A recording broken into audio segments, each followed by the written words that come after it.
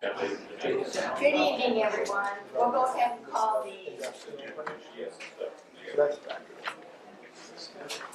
First of all, I need to report out that the council by unanimous vote rejected the claims of Angelique Galvin and Marcus Tafoya. And now I will adjourn the closed session and open the City Council meeting of March the 5th, and the first order of business is to stand and join me in the pledge. I pledge allegiance to the flag of the United States of America and to the republic for which it stands, one nation, under God, indivisible, with liberty and justice for all.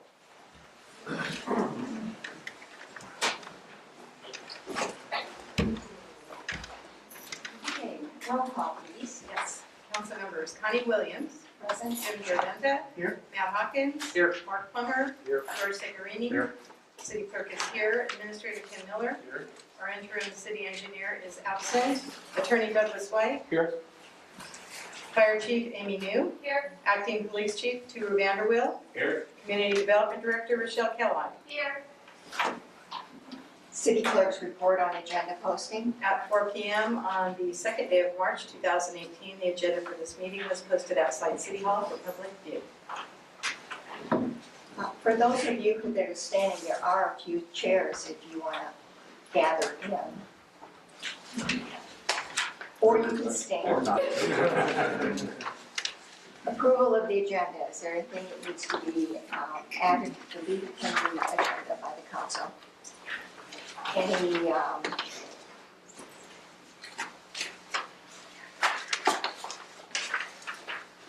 public comment? Forgot the public. Any public comment? Then I'll bring it back to the council and the agenda is approved. This evening we have several presentations, and the first presentation is our certificate of appreciation to Shirley Sarno. Shirley, would you please come up to the podium? Now, you've been in front of people before, so anyway. For those of you in the audience that don't know Shirley, I'm surprised that you don't, because Shirley's been an icon for the city of Sonora for quite a few years. You know, when Shirley, during the whole time that she's been with the executive director of the Sonora Chamber of Commerce, she's done a lot of different programs, and many of them you might have participated in or are participating in. Some that come to mind are the SUDS program, which is Shine Up Downtown Sonora, and that was incorporated with the WATCH program, which helps to clean up the downtown area. She's promoted this area for quite some time through a lot of different types of advertising. She was involved in getting the Second Saturday started, which is not, Well, along with B.C. B.C. Smith Smith. and that whole committee, and then we took them under our umbrella, so I can't take credit for that. but you've kept it going with your team. With the team. Yes. And it's team effort. That's right. She started, or the Sonora Chamber started the music in Caulfield Park this last year. Additionally, the movies on Friday at the Sonora Opera Hall, which has grown tremendously.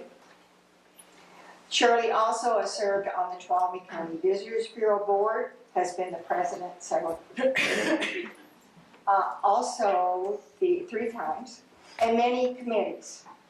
Plus, she and her husband owned a business in downtown Sonora, which was the Gun House for many years. So, in my opinion, you found your purpose and your passion here in Sonora. And what I want to say is that there's others that will take your position, but they will never take your place. And we're going to really miss you. And I hope you go to North Carolina and do a lot of the things that you already have done here. But first of all, take a vacation.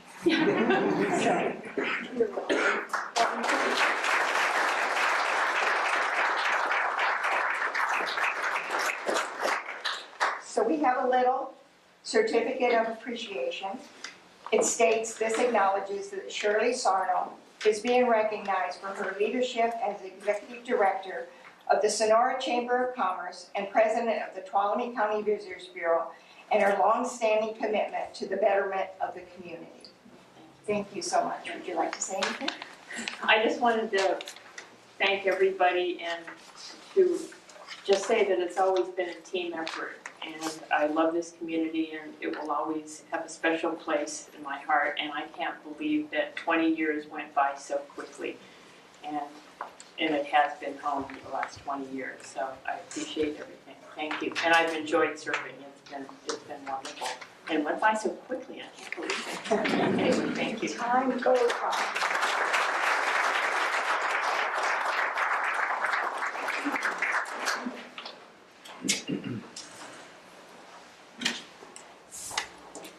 This evening, we also have several employee awards.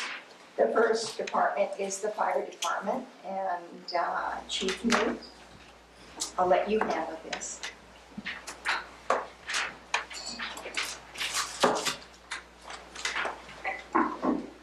Thank you, Madam Mayor, members of the council, and public. Tonight we have the Firefighter of the Year Awards for 2017. No action is needed on this item. It gives me great pleasure to present this year's Firefighter of the Year Awards. Each year the city recognizes our outstanding employees across all departments. The Firefighter of the Year Award began in 1994 and is somewhat unique that it is voted on by all the members of the department. This prestigious award is presented to deserving fire personnel because their peers viewed their service as exceptional. Many in the fire service and law enforcement are uncomfortable receiving awards for what they call doing their job. However, when peers recognize each other for outstanding service, it's especially a rewarding recognition. So this year, if I could get our Volunteer of the Year, Trevor Mayo Corralo.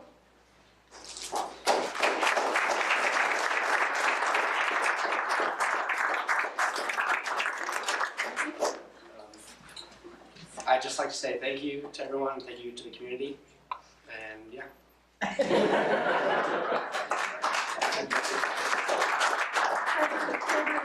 Over 3 hours of volunteer service to the community this year, so we thank him for all of his hours. Next up is our intern firefighter, Alec Espino. The engine's not back. Oh, they're not back in the call. Sorry, they went on a call. Okay. We will hold that one for him. And I'm not sure if I saw Patrick Kerrigan in the audience tonight. I don't think he made it either. He is our part-time employee of the year. So I will save that one for him. And our career firefighter of the year for 2017 is Captain Britton Gregory.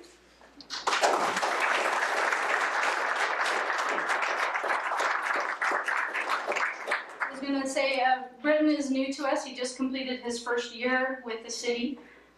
He started in February last year. He's behind me.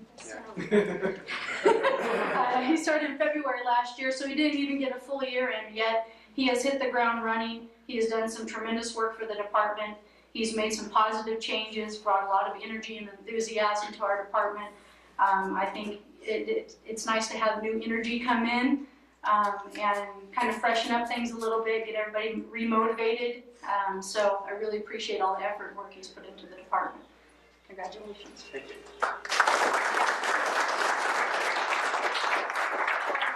Our career firefighter wanted to get something special to start a new award. And honor in red is also honor in blue for firefighters and police officers. And they made a watch this year for Firefighter of the Year, so I wanted to present that to our career firefighter.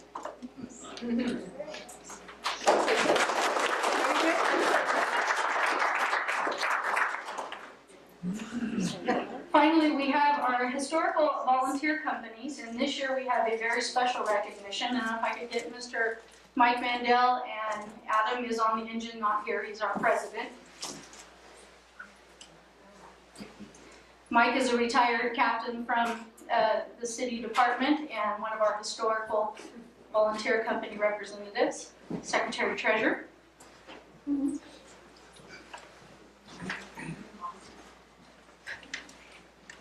So this year's recipient is Tina, Ratliff, and if she could come up.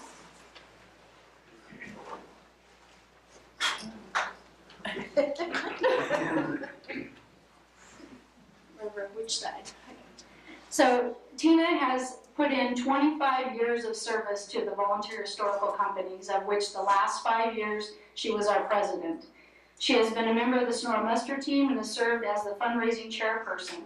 Over the years, she helped raise $15,000 to restore historical Engine 1, and she's put numerous hours in on fundraisers for the Spring Festival, the Motherlode Roundup, the Christmas Parade, and she's always there when the department has needed her. It's been a pleasure getting to know her over the last couple of years since I took over as fire chief, and she, from all the information I've been given historically, she has been working her buns off for the last 25 years, and we really want to say thank you and appreciate your efforts. Thank you.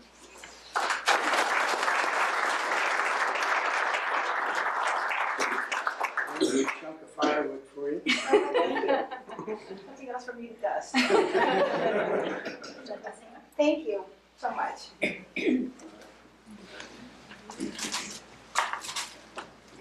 Thank you too. Great.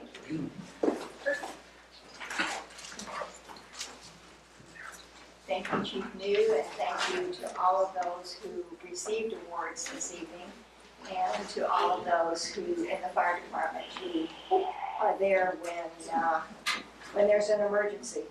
Our engine company just returned. Is it okay if I Oh, absolutely. proceed with?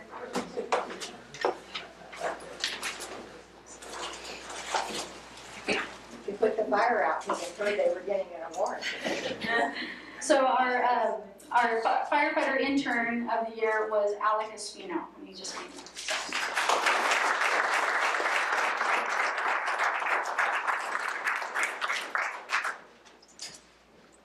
Yes, I would like to thank the City of Sonora for giving me this opportunity to serve. I'm not from here, but I've learned so much and I've fallen in love with this community, and I'm proud to serve it.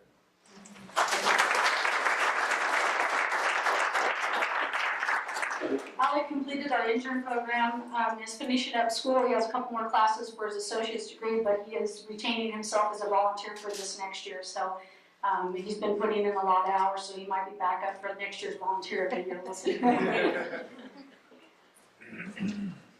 Is that it? That's all. Okay, that's great. All right. The next department is our police department, and if our acting chief Vanderweel, will come up.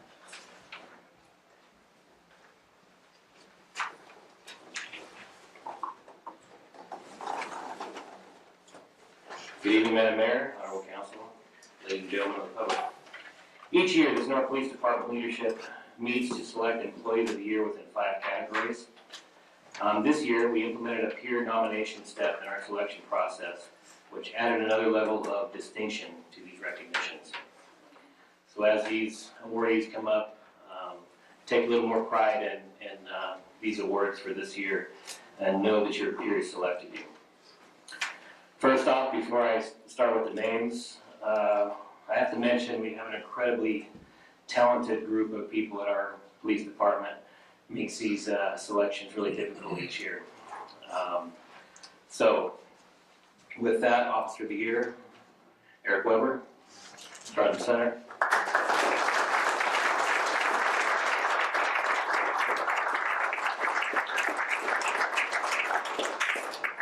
Eric was described by his peers as a well-rounded officer with a great sense of humor. His leadership also recognizes that he puts in a lot of hours, and also that he is dedicated to solving crime. He has a unique capability of remembering names, faces, circumstances, crimes, and, so to speak, has the pulse of the community. And he's been able to put a lot of crime victims back together with their stolen property over the past. He's only been here a couple of years. He's already standing out amongst his peers. So with that, 2017 Officer of the Year, Eric Weber. He will also be recognized by the American Legion at a later date for his accomplishments.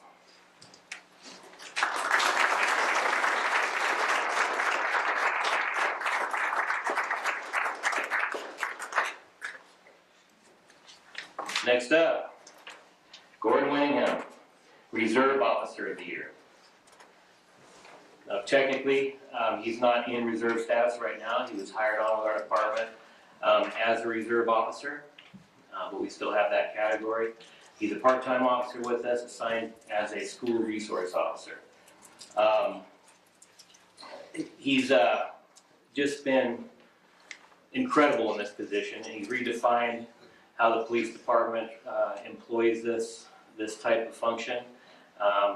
Since day one, I've had nothing but positive comments from the staff, schools, students, parents have all had good things to say about Gordon.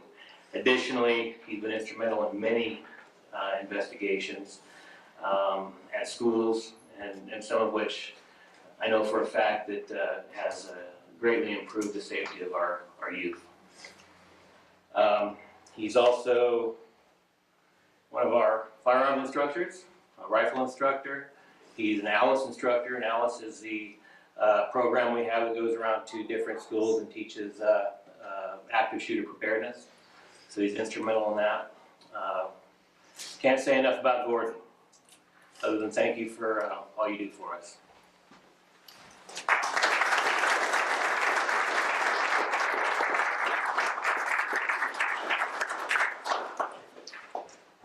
Next up, we have Char Logan for Civilian Employee of the Year. Char, now I sign.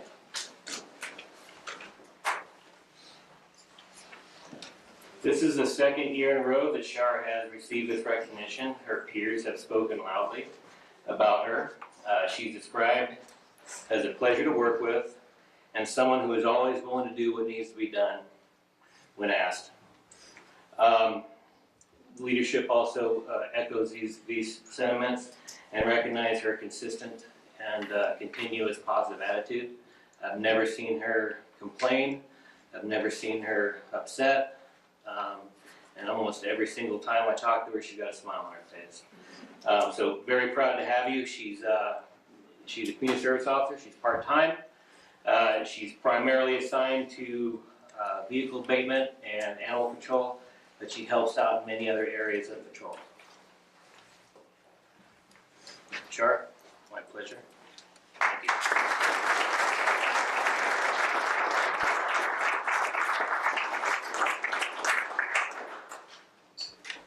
Next up is Community Service Volunteer of the Year, volunteer position, and this year is Robbie Roberts for the second year in a row.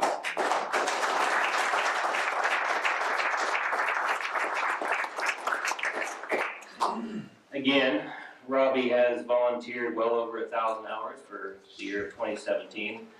That is significant considering he's a full-time dispatcher for the Tacoma County Sheriff's Department, so he puts in a full-time job to serve the community, and then he volunteers another 1,000 plus hours for us. So great to have him around. He's part of a core leadership group for our volunteer unit, so he trains, he mentors, not just other community service volunteers, but our junior volunteers, which are Explorer Posts. So he's instrumental in that.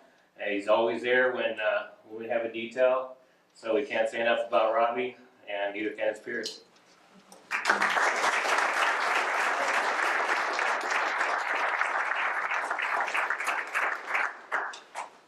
And finally, our Ronald Billings II Explorer of the Year Award goes to Ron Watson.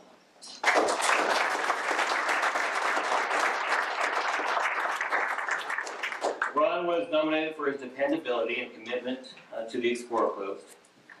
He's described as an enthusiastic explorer, makes himself available for almost all details, and he's really good at following directions, is what I'm getting.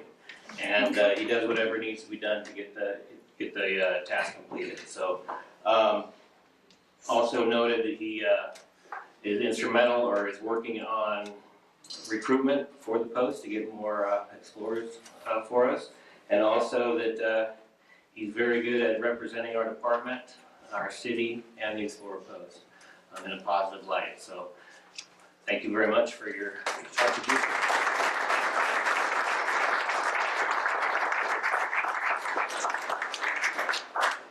And I'm sorry, Eric, I don't have a watch.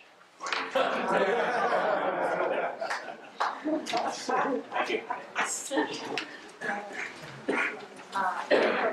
And from all of us, thank you for those who received awards and for all who serve in any capacity with the Sonora Police Department. Okay. Next are our service awards in the city of Sonora, and I believe Mr. Miller, will you be doing that? We'll have each of the department heads come up for their individual employees, but I'll start with Public Works. And if Jay's here, if he could come up, there he is. Jay Morey is our supervising mechanic. He's been with the city 10 years. He's really improved the operations at our shop and expanded the abilities that we can perform in-house that has saved the city countless thousands of dollars over the years. So it's my pleasure to present Jay with his 10-year service award.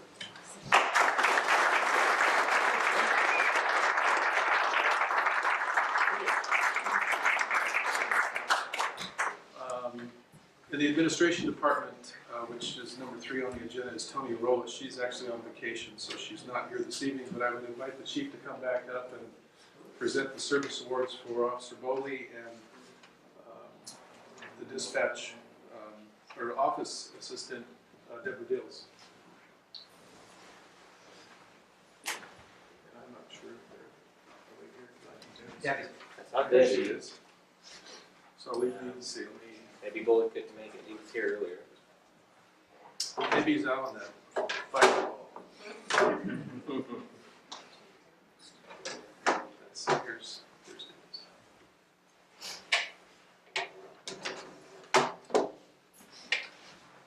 Debbie? Debbie's actually been with us for in excess of 20 years. She was hired on for a while. I worked for the police department for a while, I had a break in service. But this counts just her continuous service. So 20 years plus is incredible. We're very grateful. She is instrumental in our operations down there. I don't know what we do without her. She's always there when I have a question. I'm usually in your office once or twice a day, getting clarification on things. So she keeps me out of trouble. So thanks for your service, 20 years. I'm very impressed, and another 20 more, right? Okay.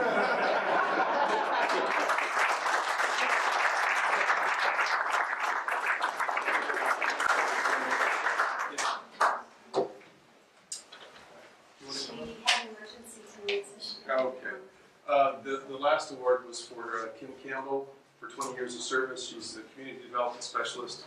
Works in Rochelle Kellogg's department, the community development department, and really runs the front office for that department. So we're sorry that she's not able to make it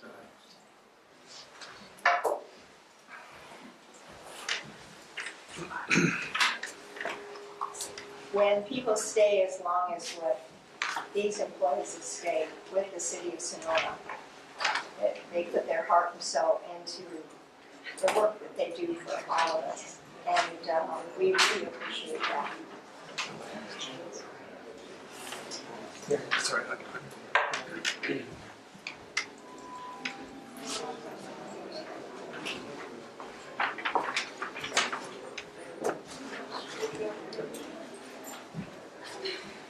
Okay, so we'll move on to the next agenda item, which is public comment. This is for non-agenda items. The public may address the council on any item of public interest not otherwise on the agenda that is within the jurisdiction of the city. No action may be taken. Matters to be addressed may be referred to city staff and placed on a subsequent meeting agenda. Speakers are limited to a 5-minute presentation. Is there anyone that would like to address the council on a non-agenda item? Please come forward.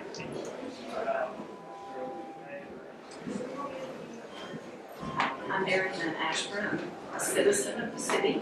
I would like to propose that the city, in an effort to work with the county for our homeless community, I would ask that the city would take the step of trying to identify and have a pre-approved list of any facilities within the city limits that could be used in the event of an emergency, inclement weather, shelter need. We don't have any preparations in place. They would all have to be done rather quickly on short notice, as our weather is changeable in this environment. And I believe that first steps could be prepared and be ready for implementation on a shorter notice. We have 700 people in our community who are dealing with the weather. Some are in the city, although we're trying to make them move out to the county, and we should work with the county, I believe. But I would like to think that there are some facilities that might be available that would meet the ADA standards and be ready on the list of pre-approved facilities. Thank you. Is there anyone else that would like to address the council on a non-agenda item?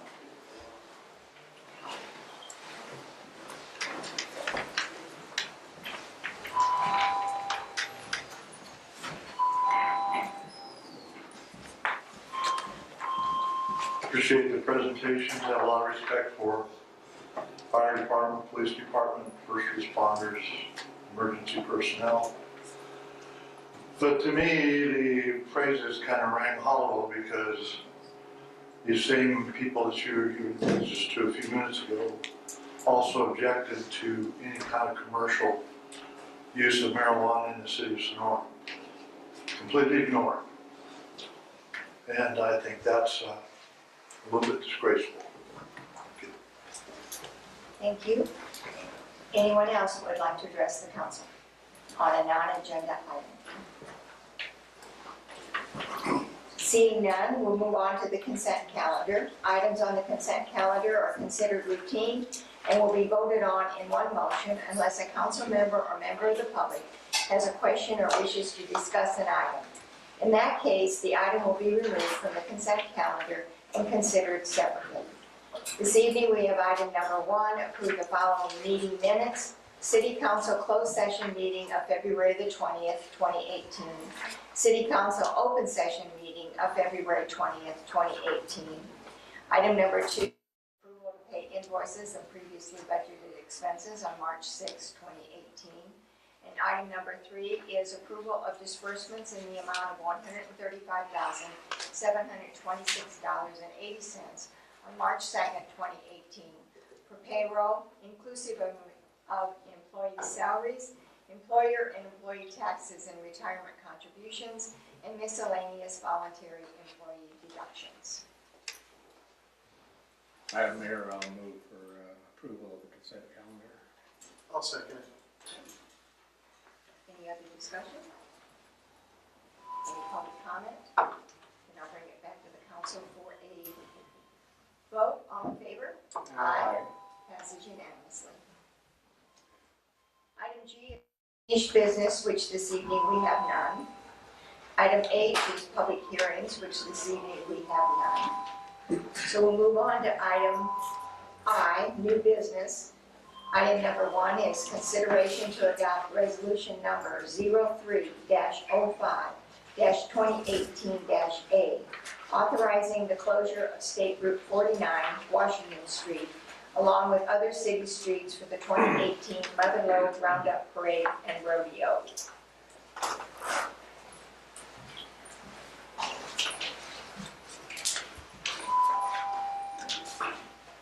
Madam Mayor, Council,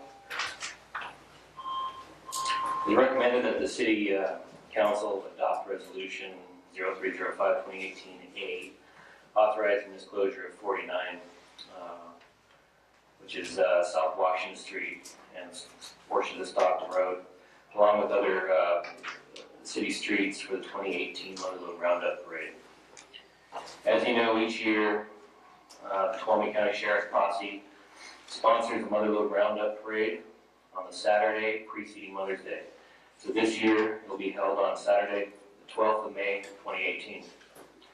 It's scheduled to start at 10 a.m. sharp, and it's expected to conclude at approximately 1 p.m., as in previous years.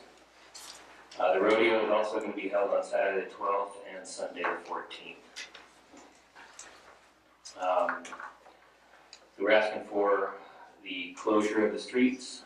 Basically, it's State Route 49, which is North Washington, and portions of South Washington, extending all the way through South Washington to Highway 108. And then some side streets between Washington Street and Green Street, as well as Washington Street and Stewart Street. This is to allow for the safe viewing of the parade, access to bystanders, and the safe dispersion of the crowd once the parade has concluded. Because of the duration of the parade and the size of the parade, a resolution is required from the City Council authorizing the temporary closure of this highway and the city streets. Also, temporary parking restrictions for parts of State Route 49 are identified side streets as well. One noticeable change in this year's recommendation is that the closure for Restana Way has been changed from 6 a.m. to 8 a.m.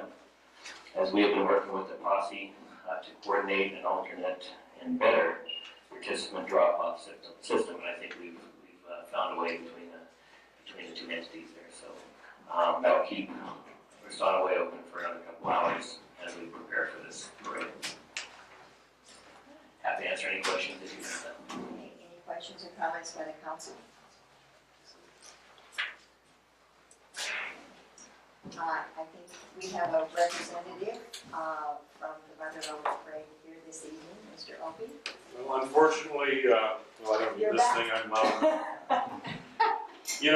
Thank you folks for even listening to us on our endeavor of doing this Motherlode Roundup again, our 61st Motherlode Roundup. I'm just going to tell you that I miss Ron. And I'll give you a moment for that. He's been here every year I've come in and asked, so I'm going to miss him today. This being our 61st Roundup Parade, Roundup Weekend, Mother's Day, the 12th and the 13th of May. You guys have been marvelous in working with us and helping and all the above things, and we look forward to another year and doing the 75th in just another 14 years. Oh, I guess that means we're all going to be around. I hope so. Okay. All right, thank you. Any other public comment?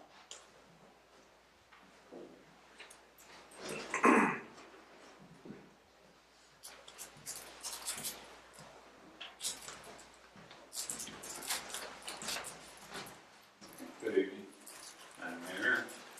Councilman, I just want to let everyone know that I'm probably the biggest retailer in the parade route. And the Sheriff Posse has been positive throughout the last 11 years with their roundup and how it affects my business. And I just want to say I'm 100% behind them. I'm a sponsor for them, and they do a great job. And I think we need that parade, just like we need the Christmas parade and the rodeo as a community. We need those. So I hope you proceed as you always have. Thank you. Thank you. Any other public comments? Then I'll bring it back to the council for a motion. I'll move we approve resolution number 35/2018A, authorizing the closure of State Route 49 along with other city streets for 2018 for the Motherlode Roundup Parade and Rodeo. Okay. It's been moved and seconded. Any other discussion by the council? And I'll call for the vote. All in favor? Aye. Thank you very much for doing it all these years. Get your boots out. Yeah. Okay.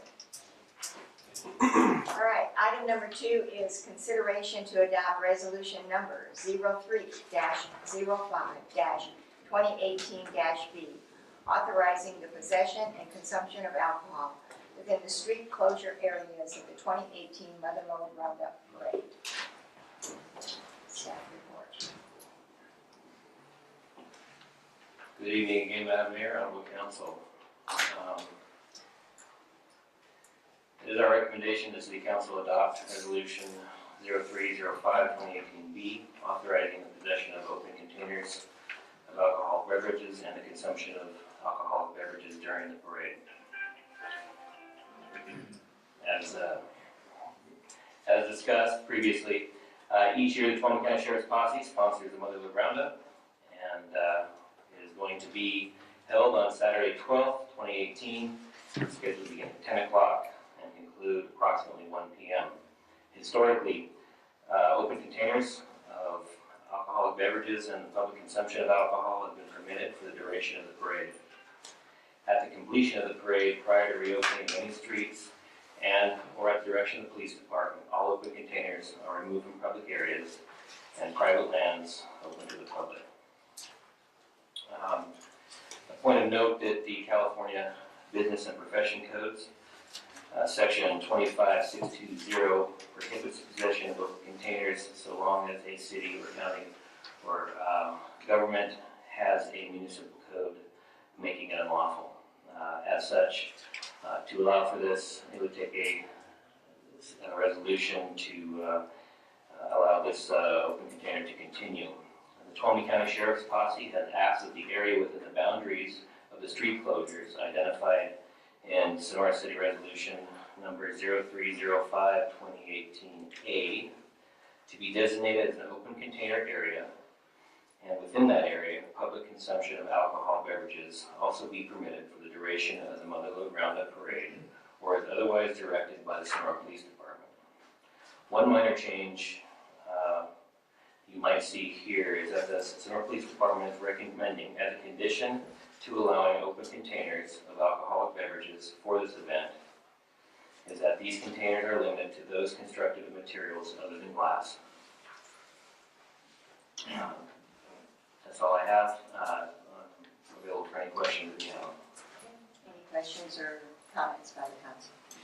This is just a question coming up from, I guess, several constituents last year. Have there been any issues with any drunken public after the fact, after everything is opened back up, due to the fact that we've had alcohol out? Well, anytime you mix alcohol with big events, you're going to have a higher tendency to have, alcohol-related issues. Mostly just drunken publics, open containers, people who don't put the alcohol away when they're supposed to. Nothing major yet, and we anticipate if we keep it safe and keep within these guidelines, it will prevent something major. But just your standard public intoxication type crimes. Essentially, somebody having way too much, and it's the one person that basically that type of thing. Yeah, you just have too much and unable to care for themselves, or maybe causing an argument with somebody, but mostly just having trouble walking, or like I said, having an open container when we've concluded that parade. So. Other questions by the council? Okay, any public comment?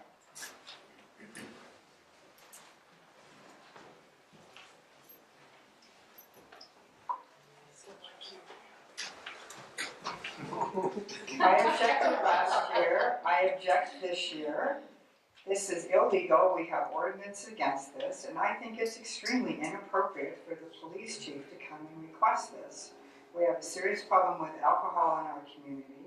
We have had some incidents, I don't remember anything last year, but the year before, they had the broken windows downtown on the Mother Lode Roundup weekend, as I recall, and every weekend, I can find multiple areas where I think there's visible evidence of the overconsumption of alcohol in our community. And I don't need drunk people at 10 o'clock in the morning, and I don't need puke up and down the street. So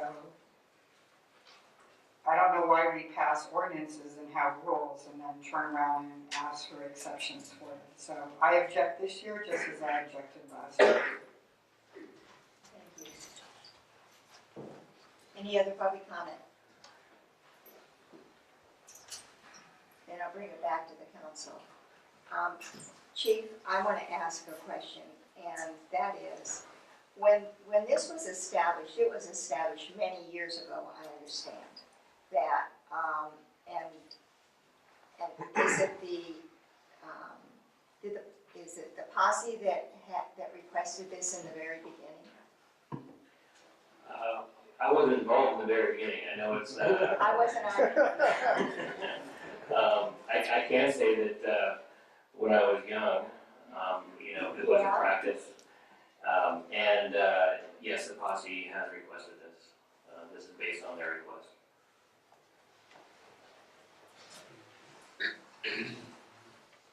And this is it's my understanding, this is the only event that we really allow, that the council has allowed this in the past. That's to my knowledge. But, as far as us recommending it based on the request from the posse, we do recognize the historical tradition of it, and how difficult it might be to try to enforce it if we try to put an abrupt stop to it. Not to say we can't, but. All right. Just a couple. Would you like to add something? Yeah, just a couple comments. It has been a tradition that there was alcohol consumption during the great event. Since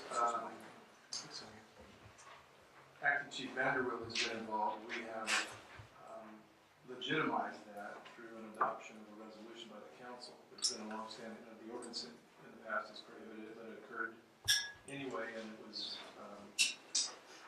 just allowed during the event. So this is a formal action to recognize an exception to the ordinance and allow for the outdoor consumption within the public right of way in the confines of the parade route. The council has an event of this scale, but for consumption in any public property, such as Coppell Park, there has been times where you have granted approval of alcohol consumption in the park, and more recently during a Halloween event down on Green Street. So this is not the only event for which you have allowed it, but it's always been recognized in a controlled area, such as the boundaries of the closure area, or in the case of Coppell Park, or in the case of a portion of Green Street. So it's the right approach to have the council consider it and grant an exception to that existing ordinance, because otherwise you'd be in violation of state codes.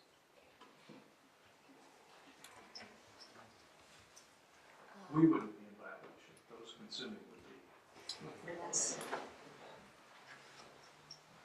Okay, so on that note, I need a motion, but we've already had public comment, so I need a motion from the council.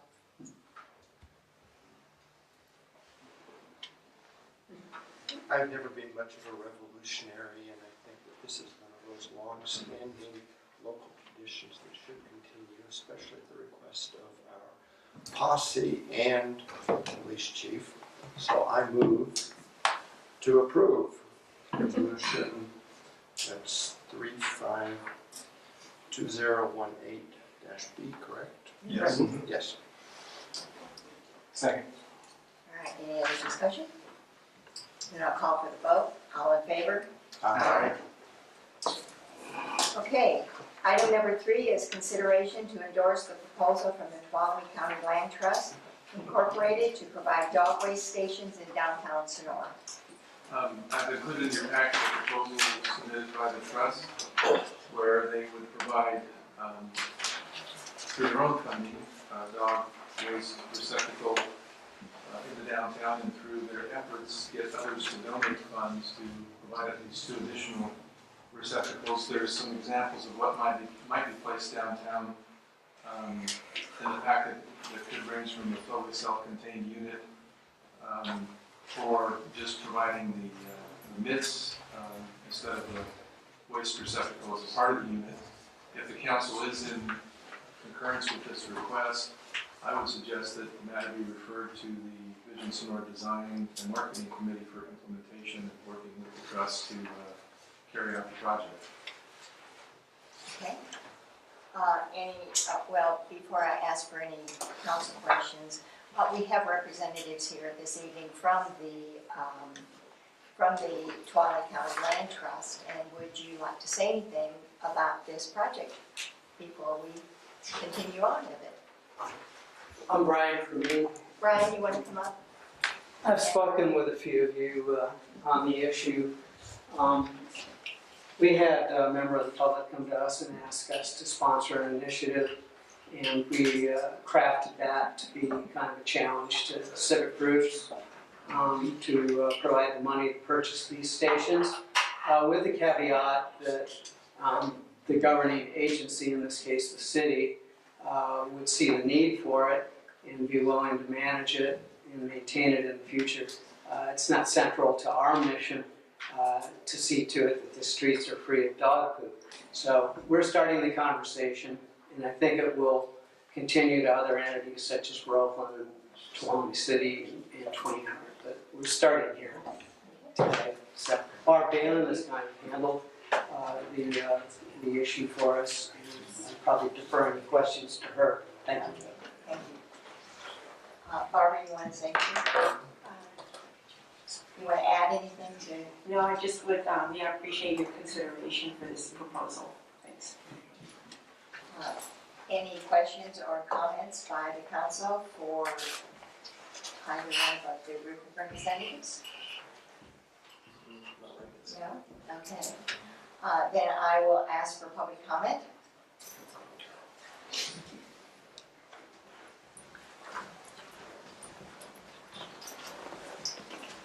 And I would be happy to provide some.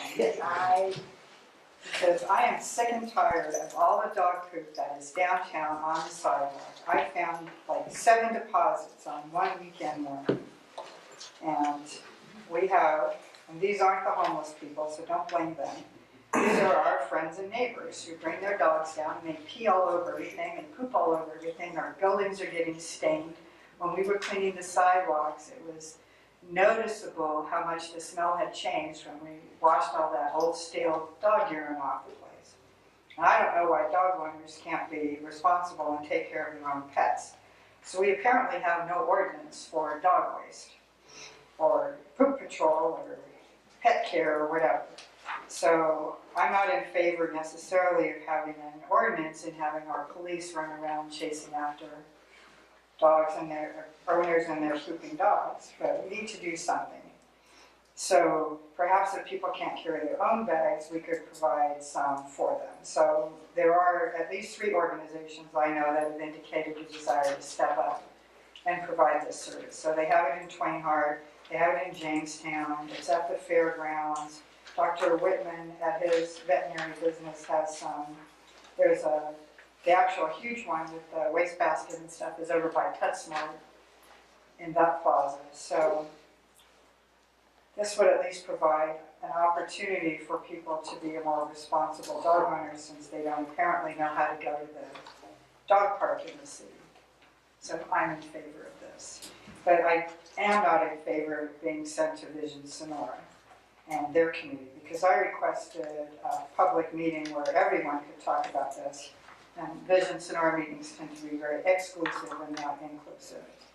And you refused to discuss dog waste multiple times and sent it to the merchants meeting. So the merchants have been talking about more than just dog poop, but how filthy our city is, and we need to deal with that. And I think we need to do it on a big scale and not a small scale of 5 to 6 people. Thank you. Thank you. Any other public comment? Then I'll bring it back to the council. Any questions or comments by the council? Mayor, the last merchants meeting, we did discuss this issue. Barbara made a fantastic presentation, and the merchants did approve of this type of dispensary for the downtown area. We're going to leave it up to the city to determine where the more appropriate places would be, and for the design of it also. But the merchants definitely in favor. Thank you. Any other questions or comments by the council?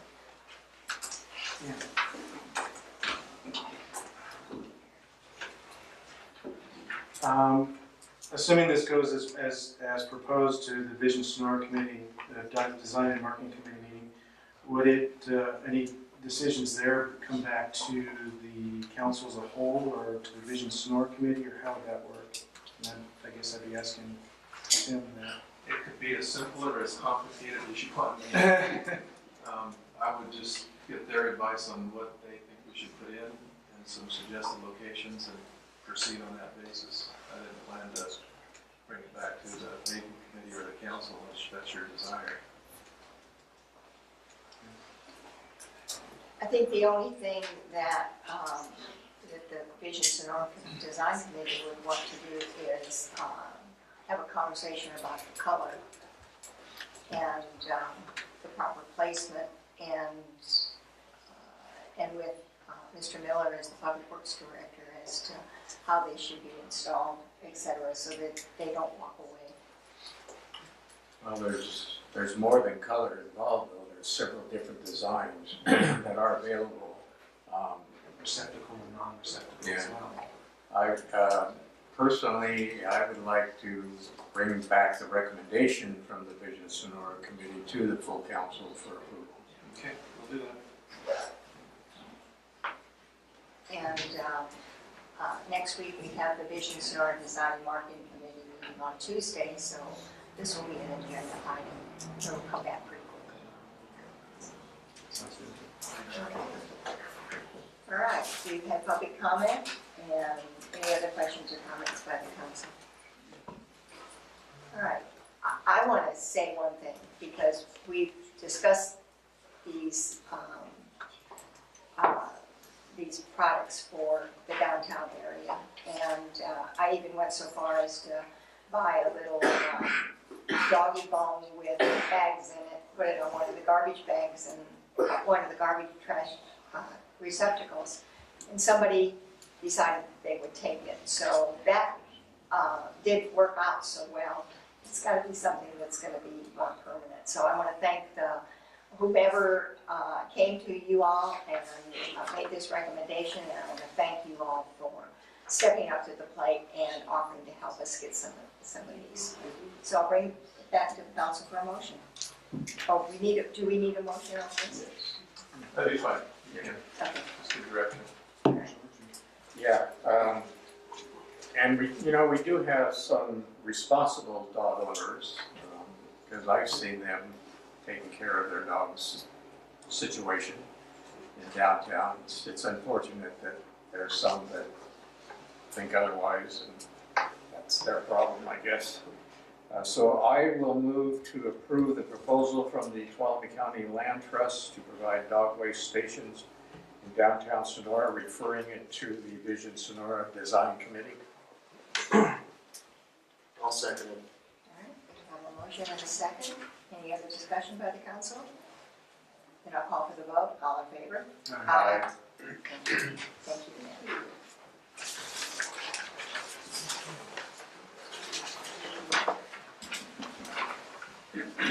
Okay, we'll move on to item number 4, which is consideration to accept the energy action plan that's been created by the Sonora Business Council. And I'll turn it over to staff for a staff report. Thank you. Council members, at your meeting of April 3rd, 2017, you authorized Tim to enter into an agreement with the Sierra Business Council under the Sierra Nevada Partnership Program to prepare an energy action plan for the city of Sonora. Kickoff meeting, an energy action plans are designed to assist in expanding energy efficiency, renewable energy, and water efficiency efforts within the community. We held a kickoff meeting with staff and their staff on May 11th to discuss the progress of this plan's development, what type of data they would need, and a timeline on how it would be completed.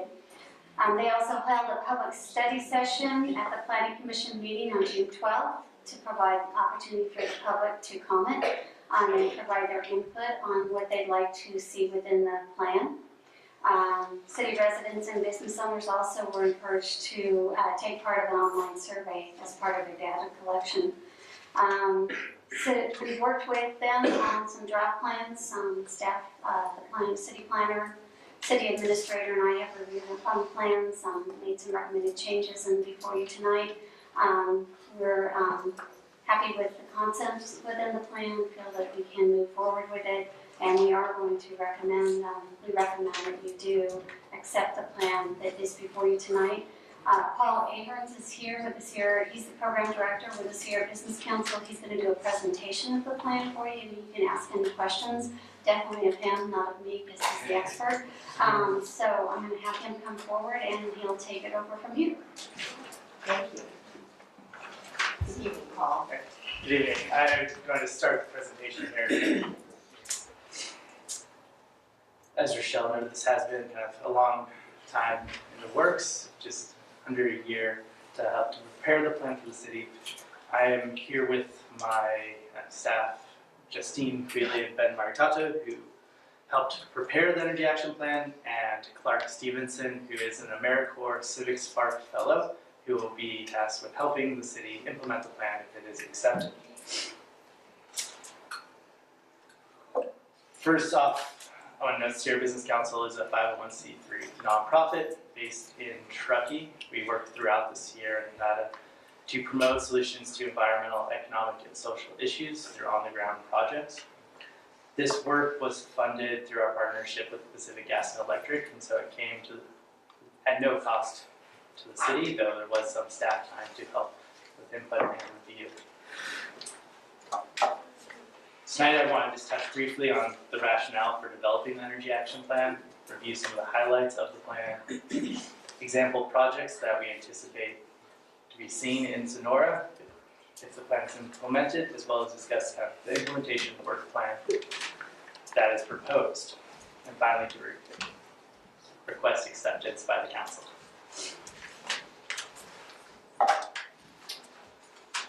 The Energy Action Plan serves as a roadmap for the city to encourage and incentivize energy efficiency, renewable energy, and water efficiency within the city. It allows for residents and businesses to improve the comfort of their homes by reducing the need for energy to meet the cooling and heating needs to make their house or business comfortable. It provides flexibility by producing more energy locally. The city and the community can respond to external constraints on power. They don't have to rely so much on imported power from outside the region. It also creates options and increased self-sufficiency within the city. It also results in quantifiable energy savings, both kilowatt hours or gallons of propane, and those translate to dollars saved for customers, for residents and businesses, community members within the city. It can spur new businesses within the city because the work that would need to be done would require energy efficiency and renewable energy contractors. Those could be contractors from outside the community, they could be local contractors. But there's a lot of work that would need to be done to meet the goals that are proposed. And finally, it can help the city by showing that the community here is helping the state meet its ambitious energy and climate goals.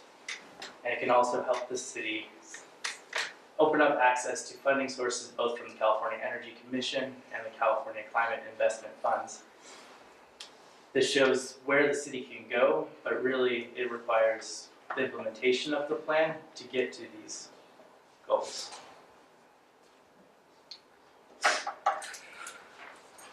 Briefly, the plan is broken into 4 chapters with all of the detail in the appendices on the energy calculations, on existing programs that are available to residents and businesses, as well as all of the public input that was collected at the study session and on the online survey.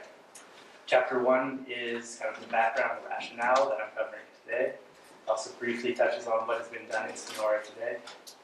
Chapter 2 is the community energy use, which we did a baseline of 2010. We re-inventoried that energy use for 2015, and we forecasted that energy use out to 2035.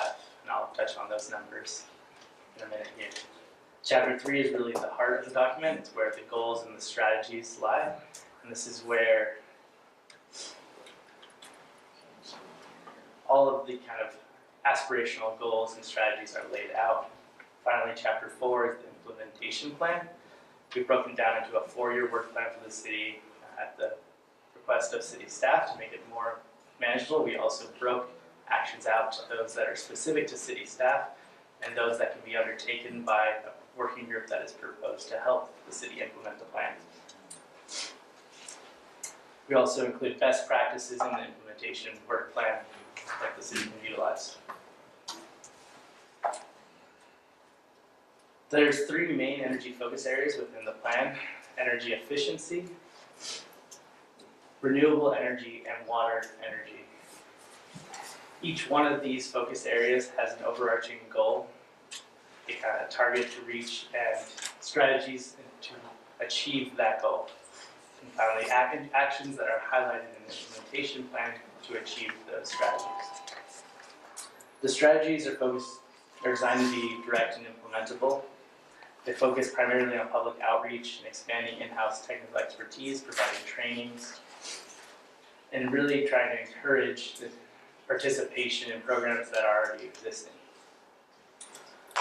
The actions focus on those that are low or no cost, that are either already part of city activities or that would require additional significant time by the city staff to implement.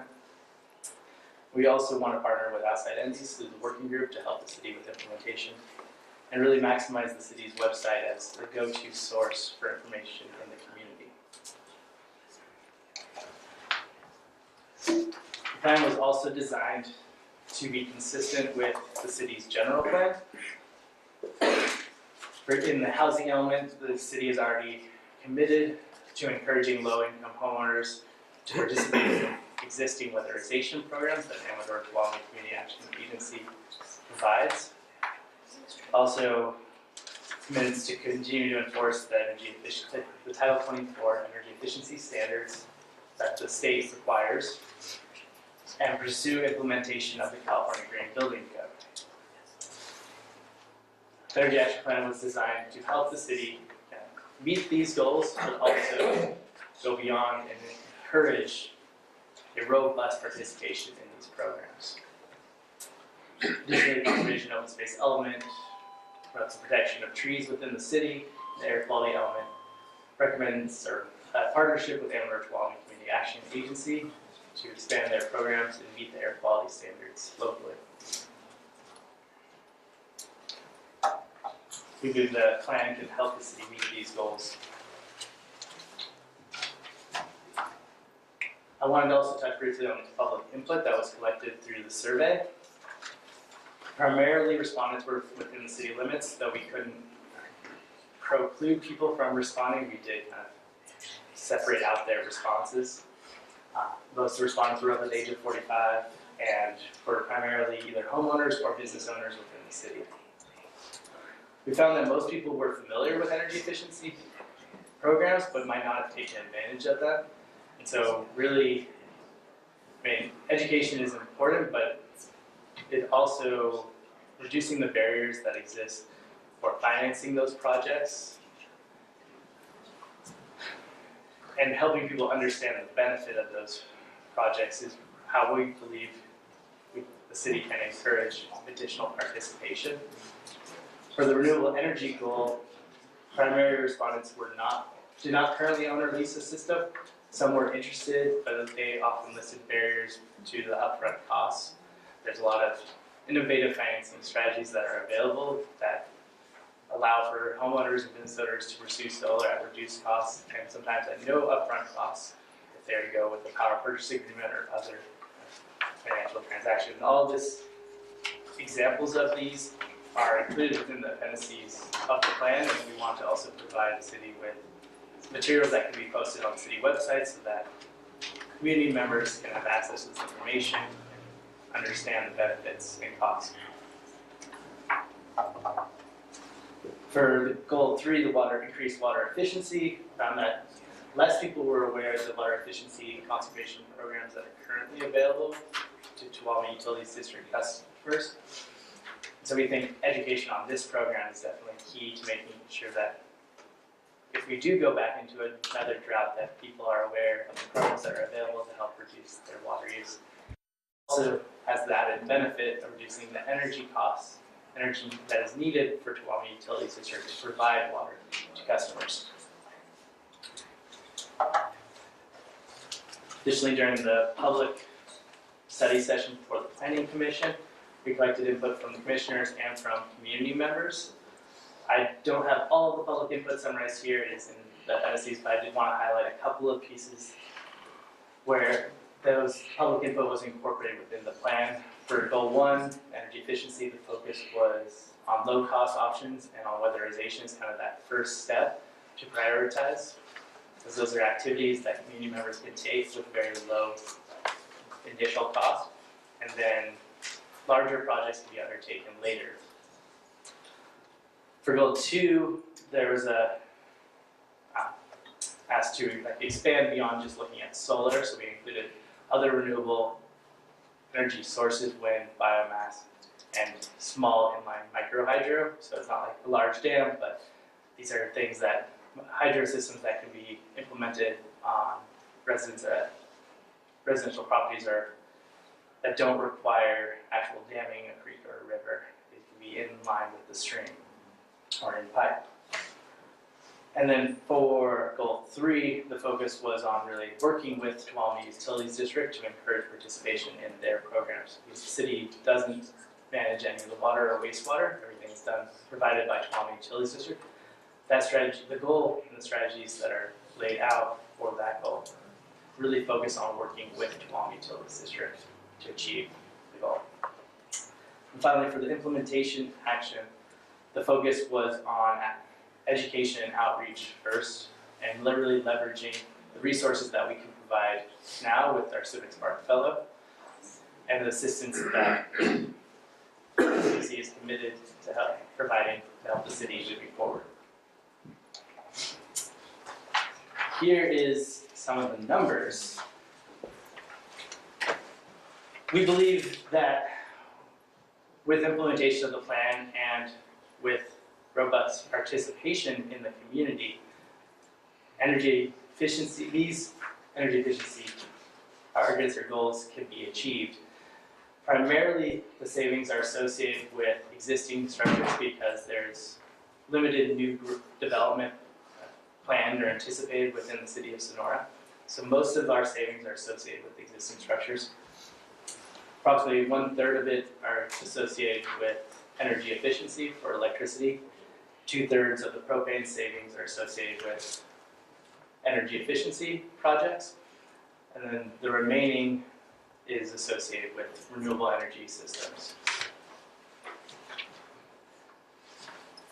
To put a little context to the numbers, what we are projecting is that approximately 50% of existing households by 2035 would take advantage of programs to reduce their energy use by approximately 30%, which is kind of the average for a kind of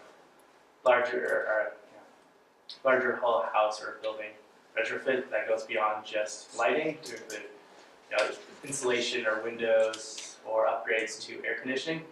We are aware that technology continues to change and that what is available today will be lower cost in the future and would likely be able to provide the same services with improved efficiency as time moves on. So there's a lot of cost-effective solutions that can be undertaken now, but we anticipate as as we move forward in time, there will be even more opportunities.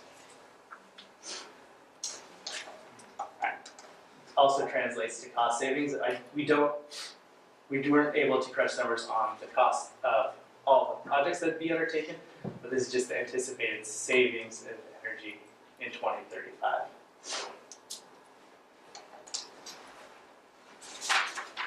This translates to approximately 55% reduction in electricity use within the city and that is electricity use that is imported from outside of the city, I should say, because there would be, as the previous slide noted, significant local energy production through solar and other renewable sources within the community.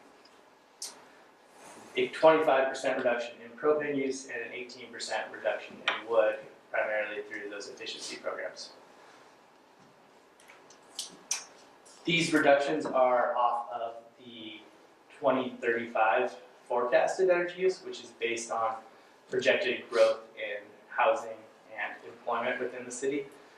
So if that growth does not actually happen, or if additional growth happens beyond what is projected, those numbers would be a little bit different. Caveat in there. Here's the summary of the electricity use for the baseline. There's about 60 million kilowatt hours used within the city of Sonora in 2010. That dropped to 60 million to 58 million kilowatt hours in 2015. And then based on growth, our projection would be that it would go up to almost 70 million kilowatt hours without any actions by the community taken. Though there has already been progress made, primarily by business owners within the city of Sonora who have undertaken PG&E programs to reduce their energy use, and by residential customers who have opted to install solar on their homes. That is primarily the reason for the decrease in electricity use, though there is also year-to-year variation in energy use that is often tied more to the weather, so that we have not taken into account in our analysis, that some years we have a hotter summer that requires more air conditioning, and therefore more energy use, so that kind of can change the year-to-year comparison.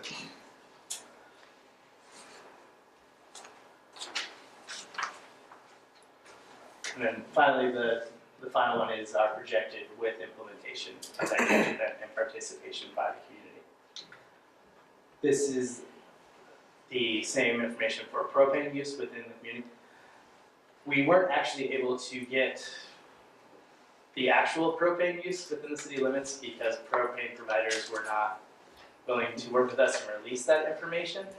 So the 2010 baseline is an estimate that Tuolumne County used in their inventory. That is per household and per business entity within the city. Or they did it for the county and we estimated it for the city. And then that was scaled based on the change in heating degree days within the city or within the region. And that heating degree day is the variation or the degrees difference from kind of the average that each day during the summer or winter that is either warmer or cooler than expected. So 2015 was a cooler winter, or warmer winter, so there was less heating degree days, and so that's why we showed a projected decrease in energy use in 2015 for propane, though we don't have the data to actually verify that. And we forecasted the baseline out to 2035 based on growth, and then our reduction from that forecast is the final slide. Now I'd like to have Justine Philly talk a little bit about some case studies that were included within the plan, that explain benefits the projects that are anticipated.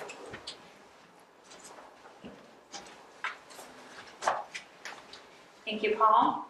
So the first case study I want to highlight here exemplifies increasing energy efficiency in a small business. This is Benjamin Fig Gift Shop right here in downtown Sonora. And in 2014, the manager, Mark Endicott, contacted Sierra Nevada Energy Watch, also known as SNU, to take advantage of their program that offers no-cost audits and incentivized lighting and benefit services through PG&E. And the team completed the upgrade of roughly 100 halogen and track light bulbs to LEDs the following year.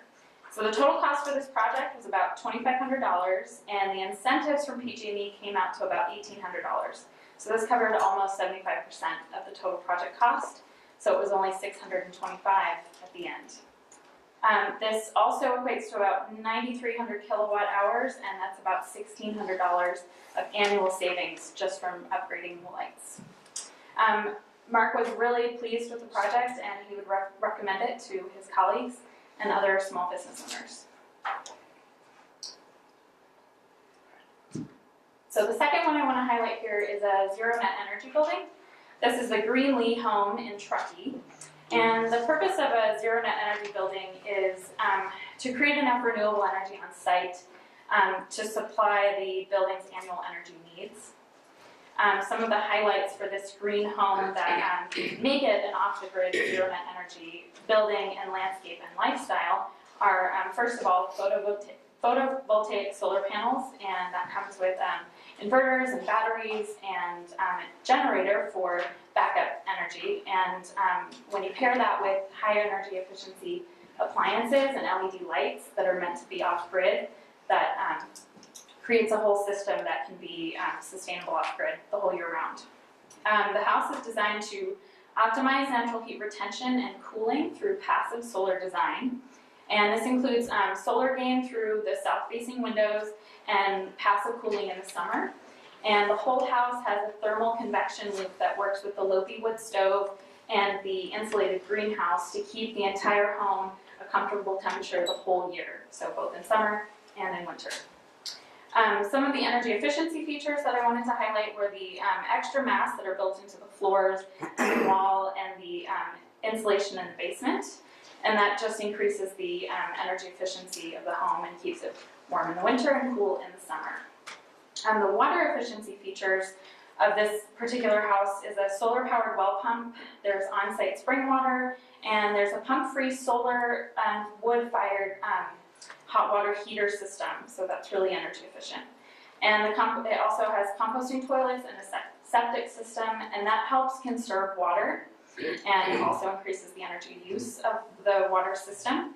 And the house even recirculates its gray water out into the orchard when the season allows.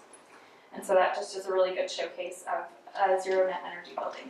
Before we move on from that, Yeah. I was just curious, obviously Truckee, you have a good example of that. Do you know of any that are local that are even near net zero? Not even net zero, but near net zero? Is there any in Tuolumne County that could be used as an example for that, perhaps? I don't have any examples that I know of. Yeah, this was used as an example specifically because it's finished, it's completed, it exceeds ZNE standards and was permitted in that way, so it was a good example because it's finished and it exists already. And also it showcases the extreme weather changes that happen in the Sierra Nevada and how you can have a comfortable home in those weather changes. So that's why we selected that one, even though it's not super local. Did you have another question? Yes, I do. I didn't want to interrupt you, but since we've already established precedent. All good. Okay, how much did this cost to make it a zero net energy building? Because that's a significant, and I think that's incredibly important. It's incredible technology and all that, but if it's $1.5 million, then I think that's pretty relevant information. So we don't have the cost with us here. This was a project that came across our radar last year. It was owner built back by Chris, who owns Solar Wind Works, and so he designed it and built it himself a while back. So it's actually, the technology has been around to be able to do it, and it's really about a matter of cost. It would be interesting. I know the house is was on the market last year at a premium because of all these features, but I don't have those numbers with us. Okay, thank you. Any other questions? All right. So the next one we have here is an example of a LEED certified building. So this is Briar Patch Co-op Grocery Store in Grass Valley. And in 2007, Briar Patch expanded and needed a new building, and so they moved into a LEED certified building in Grass Valley that at the time it was constructed in 2007 was the only LEED certified building in Nevada County. And that building uses 25% less energy at the time. And this is a great example of how Briar Patch took that to the next level. In 2016, they needed additional parking for their expanding customer base, and on that big parking lot, they built a solar array shade structure. And so that solar array provides almost all the electricity that the store needs, close to 75%, and that has 700 panels, and it supplies directly to the store, and it also provides shade on that impervious parking lot. And so it's got those two benefits that help the store with their sustainability goals. The shade structure also provides an opportunity for solar, where otherwise they might not have the opportunity to have a flat surface for solar, or maybe the roof doesn't accommodate. So this is a great example for a commercial business with a parking lot and to build shade and to build solar at the same time. They also, the following year, wanted to increase their water energy efficiency, and so they replaced their exterior watering with drip irrigation, and that saves about 250,000 gallons of water every year. And they also upgraded their inefficient refrigeration pieces to energy efficient units, and they also installed LED lights and a computerized refrigeration system, and that just increases their energy efficiency inside of the store. They've partnered with Energy Smart Grocer, which is a PG&E program that helps monitor the effectiveness of these kind of upgrades and commercial level sustainability plans for businesses. And with that, I would like to introduce Clark Stevenson. He's our Civic Spark, and he's going to go over the implementation section of the Energy Action Plan. Great, thanks, Justine.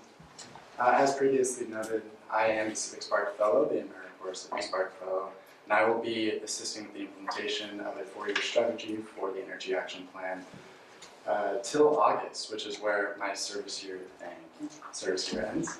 And Justine did a good job of noting all the exemplary efforts that are going on throughout the region. If Sonora did that, I don't think I'd be here, so hopefully I'll be able to help as much as possible with educating the community on these efforts. For the 4-year timeline, we decided to separate tasks between the city and the working group. The working group is going to be mostly my responsibility to organize, facilitate, and coordinate, among a number of other activities that I will be helping with the city. The city itself is going to be my main beneficiary. I look forward to introducing myself to all of you and hopefully working with you in the future. For the working group itself, I hope to organize a large community of diverse partners to network together and collaborate with the city itself as an extension rather than against the city to make the Energy Action Plan as viable as possible. I believe a couple of you have copies of the Energy Action Plan. On page 32, I believe, there are all the tables between the responsibilities of the city and the working group. For the first year, we encourage and hopefully can coordinate the Beacon program application, which would be extremely beneficial for the city of Sonora to incorporate it into their structure and think about. Largely, it's a skill sharing and peer-to-peer network program where you can actually talk to other cities and jurisdictions that who have already done something similar to an energy action plan like Grass Valley or the city of Jackson. Beyond that, for the working group, I envision talking to the Tuolumne Utility District, the high school network, APCA Conservation District as well, to start seeing where would be the best place for energy efficiency to be a more common household name.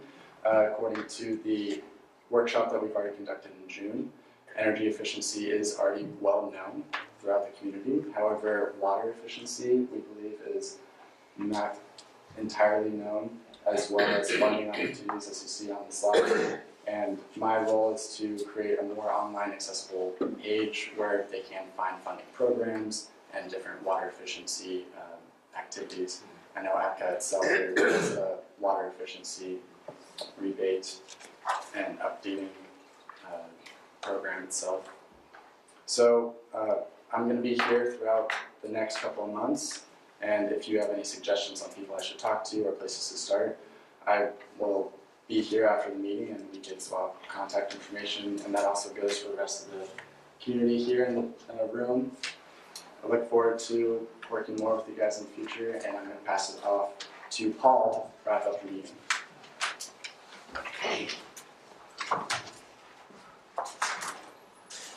Thank you, Clark.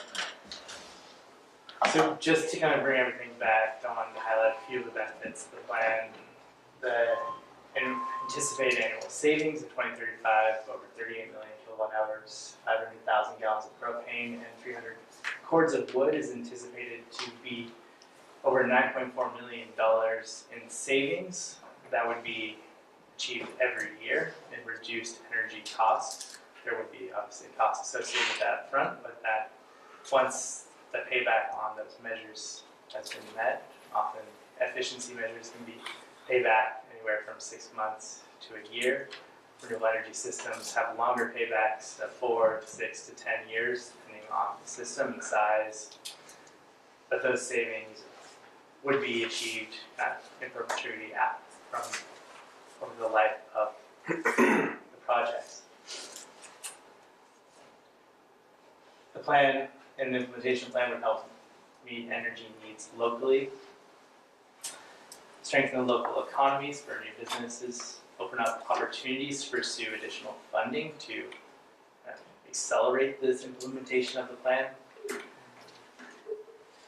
and is designed to be as low of cost to the city, and hopefully we follow through on our promise to keep that SAP time to a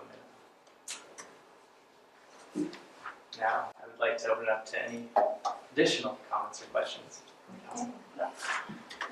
All right, council, any questions or comments for Paul? Nothing? Okay. All right, then I'm going to go ahead and open it up for public comment.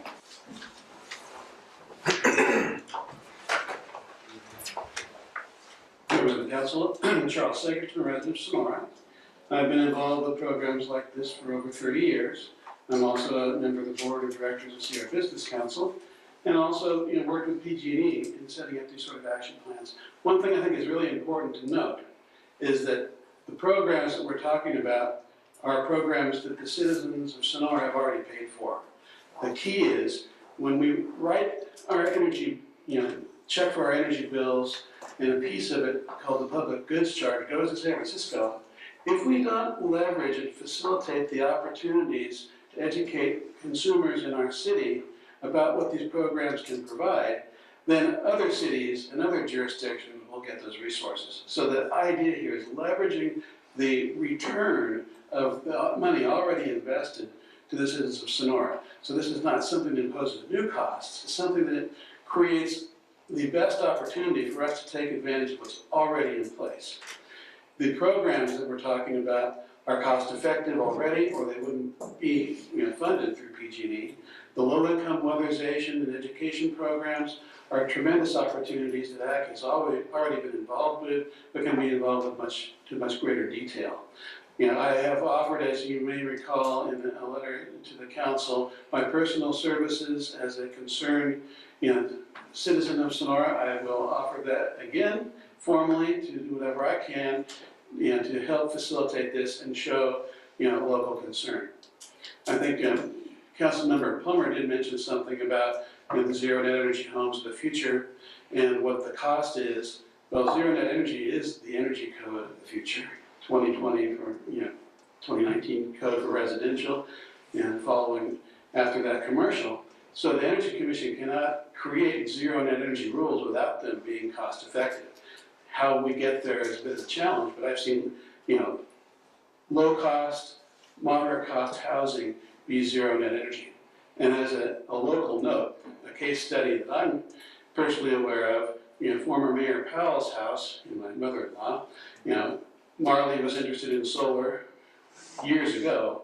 It was a zero net electric house over the entirety of its construction. That's in Sonora.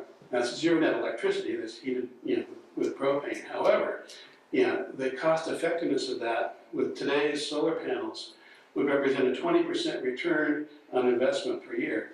That's difficult to get elsewhere if it's tax-free. Anyway, these programs, these educational opportunities that the project before you brings to our citizens recoups investments already made, recycles them back into the community. I strongly urge you to approve the plan. Thank you. Thank you. Any other public comment? I just wanted to say I think it's a great idea. I bought a house here 3 years ago that was built in 1985, and the main drawback was the cost of the heating and air conditioning. I put on solar at no cost to myself through a program that was sponsored with PG&E, and my bill is literally less than 25% of what it used to be. There have been many months where I've had less than $10 a month. In the summer, some of the bills are higher, but less than $100 for a house.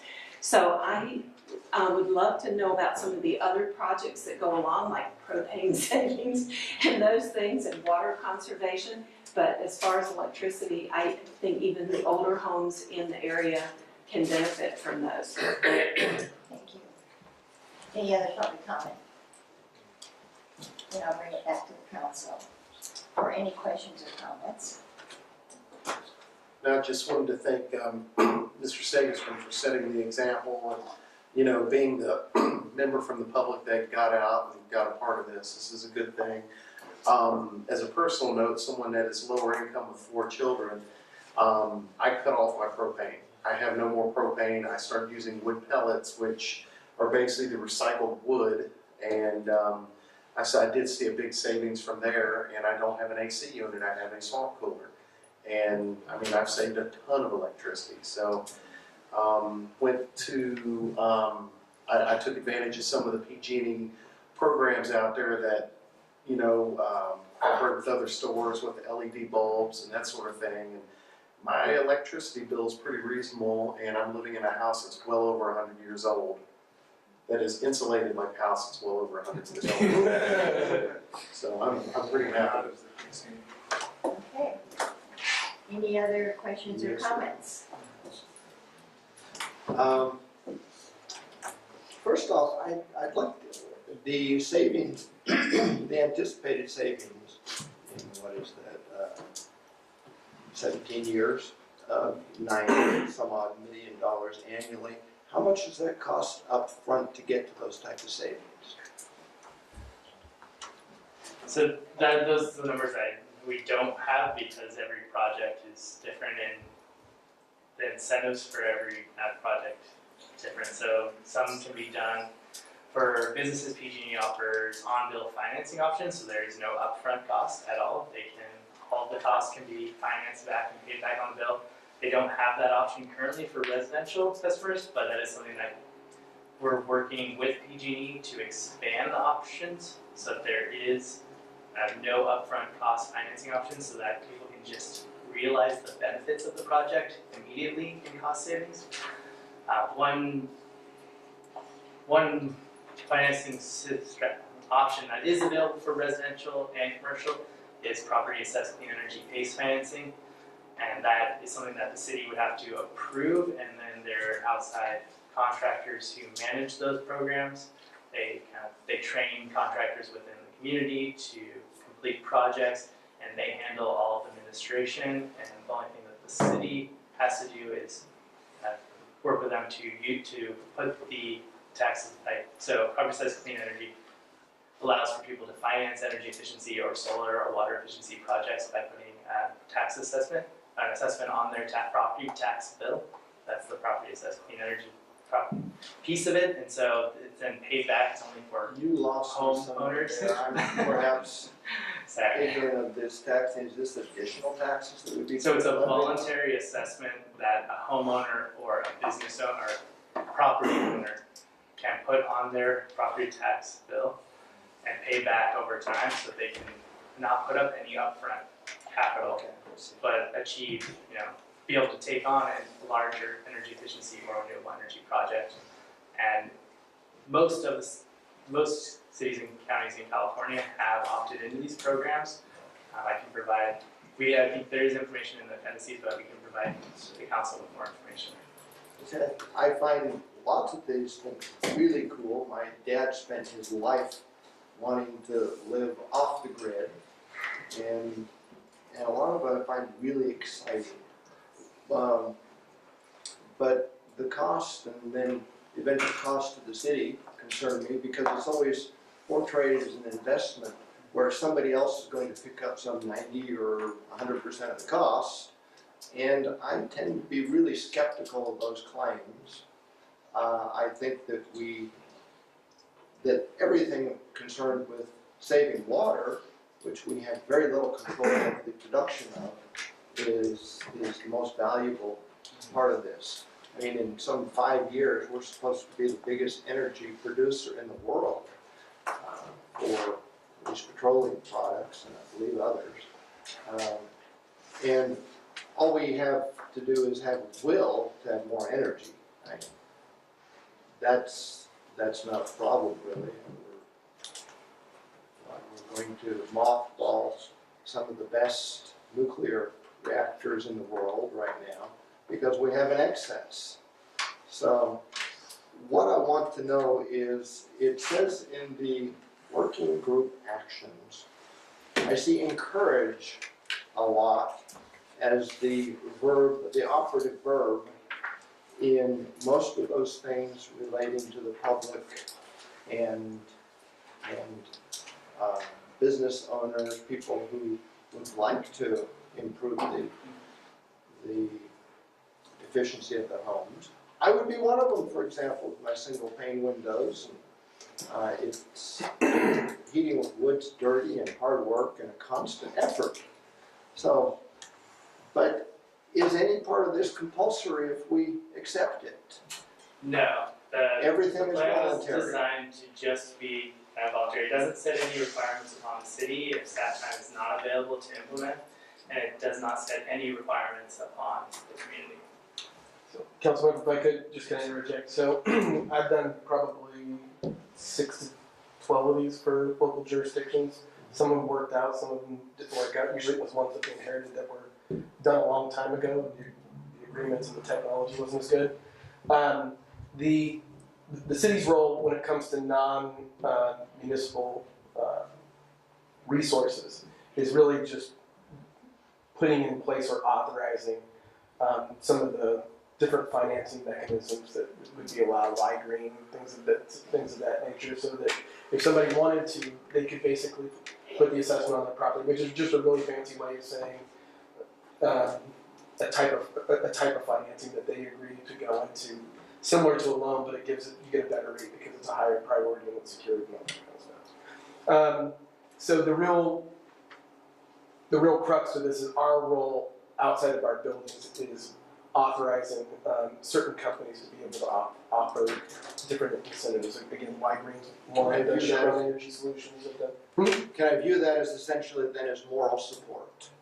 It's a little bit more than moral support because you're going to actually do an active authorization, but it would be one step above.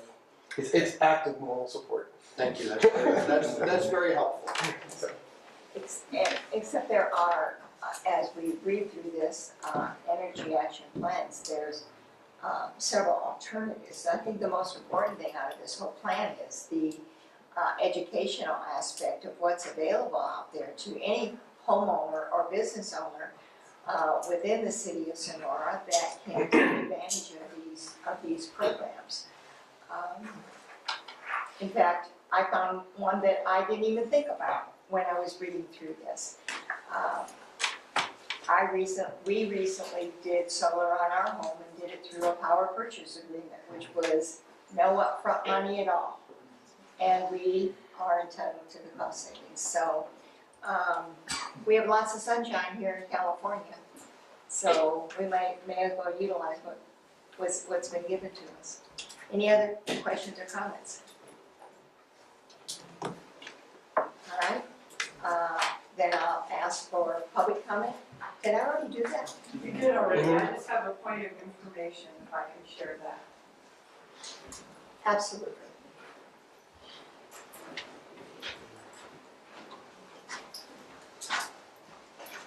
So it was about 2 years at least, if not longer, that this county discussed the PACE program. So I would not be talking about that if I were you, because this county refused to go along with that for a variety of reasons. So if that's something you want to do, that's going to be a decision the city will have to make, and the county is not going to help you. Thank you. Okay, then we've had public comment and other comments, and we'll bring it back to the council for a motion. I'd like to move on to accept the energy action plan. I'll second. Any other comments? Then I'll call for the vote. All in favor? Aye. And I want to say thank you to the Sierra Business Council for doing this, so that the public knows you only do 3 of these a year, 2 a year, okay?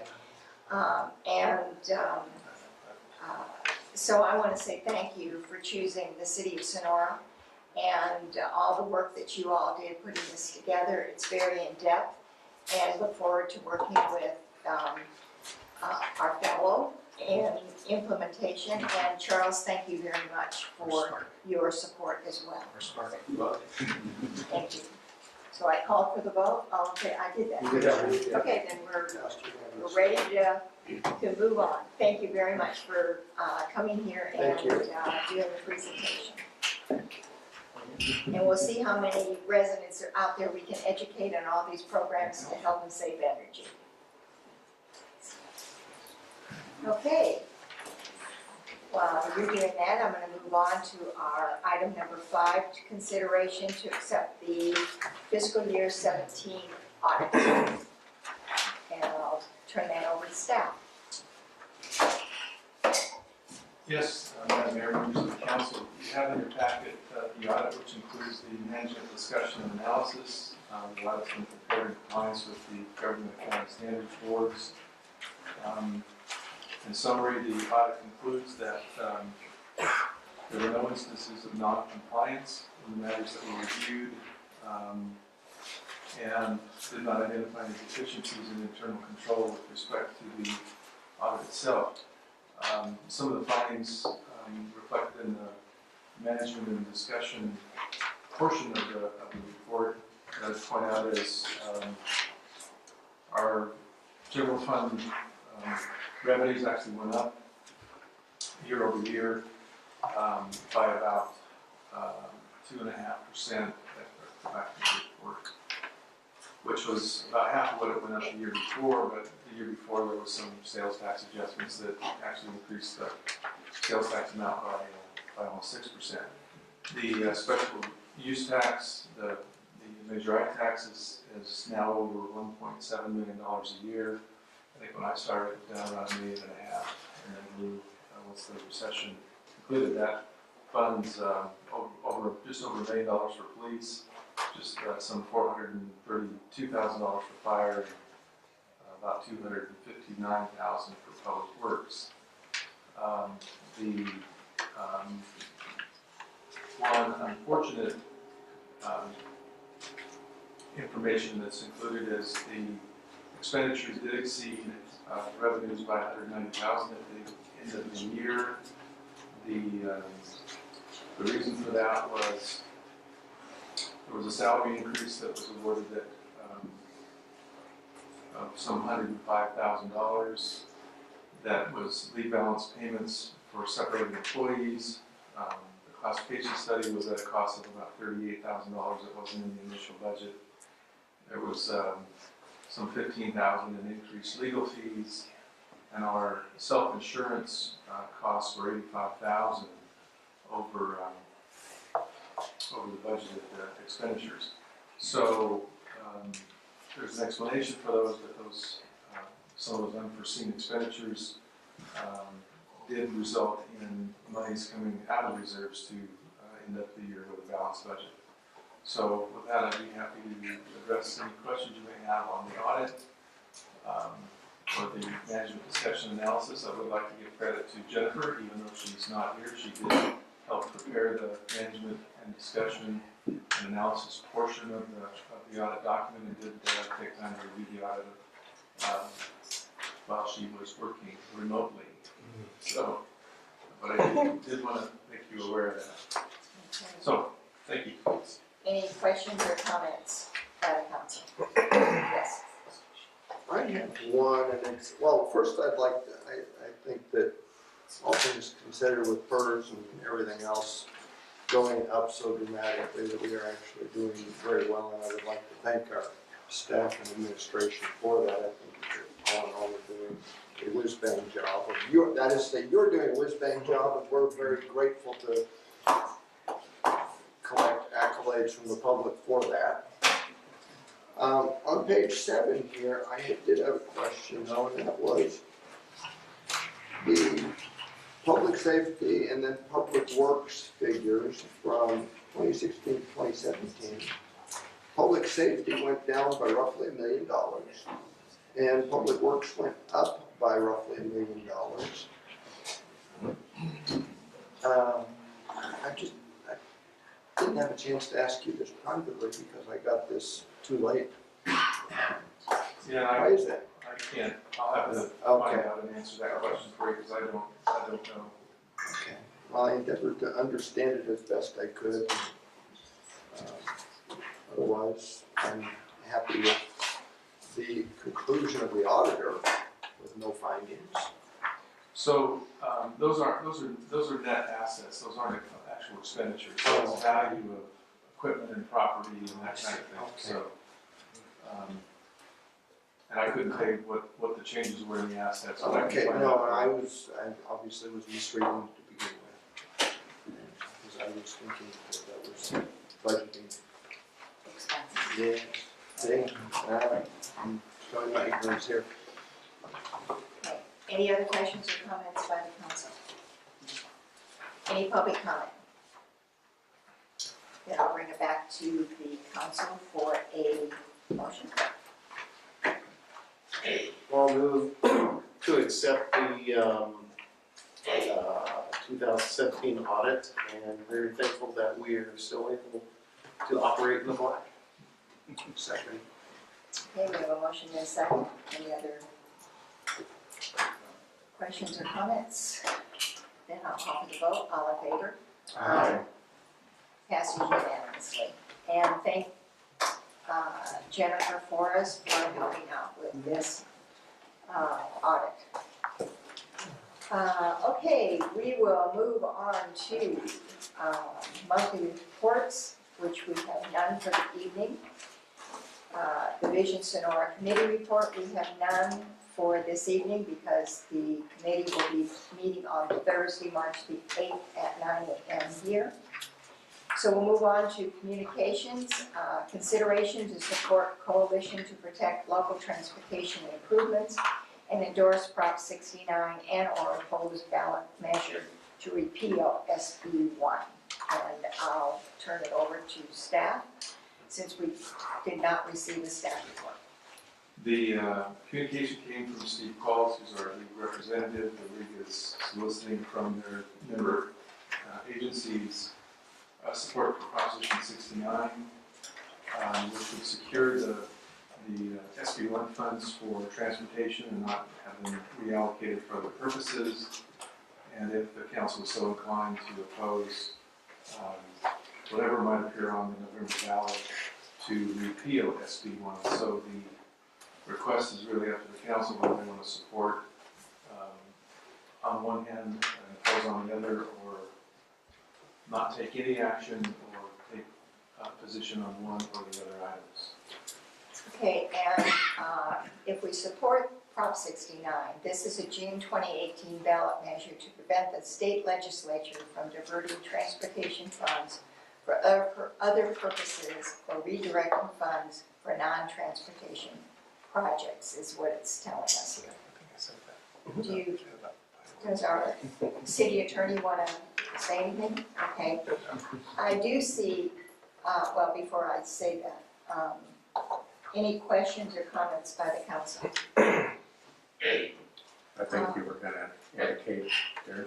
Yes. Mr. Grossi was here. I do see in the audience Darren Grossi, who's the executive director of the Tuolumne County Transportation Council.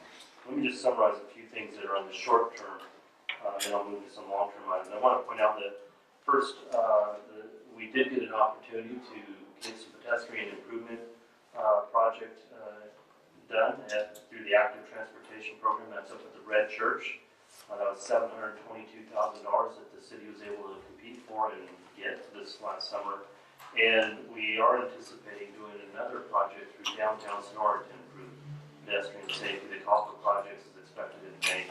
Hopefully we'll be successful in that regard. I think with some of the accidents that we've seen out there, it will certainly bolster our credibility.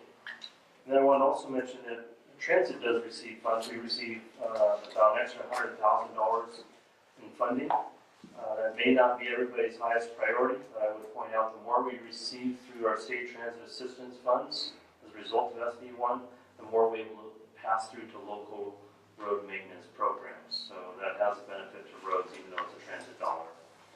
I think I should probably mention, while the city doesn't get a tremendous amount of money for road maintenance out of SB1, the county does, and we all know city residents drive on county roads. The county is expecting to see close to $1 million this year, probably $2 million next year, and upwards of $5 million in the future on an annual basis to their road maintenance program. That's a doubling of what they currently have, so that is significant and will make a big difference. Caltrans also is recipient of a tremendous amount of funds. You're going to see a major road maintenance project that they might not have been able to do otherwise this summer on Highway 108 in the West County. They're also communicating with us about what we see as the highest priorities for safety improvements. Certainly we've got a lot of city residents that drive and commute down to the valley for their jobs and whatnot. They will see benefits from on the road surface as well as safety.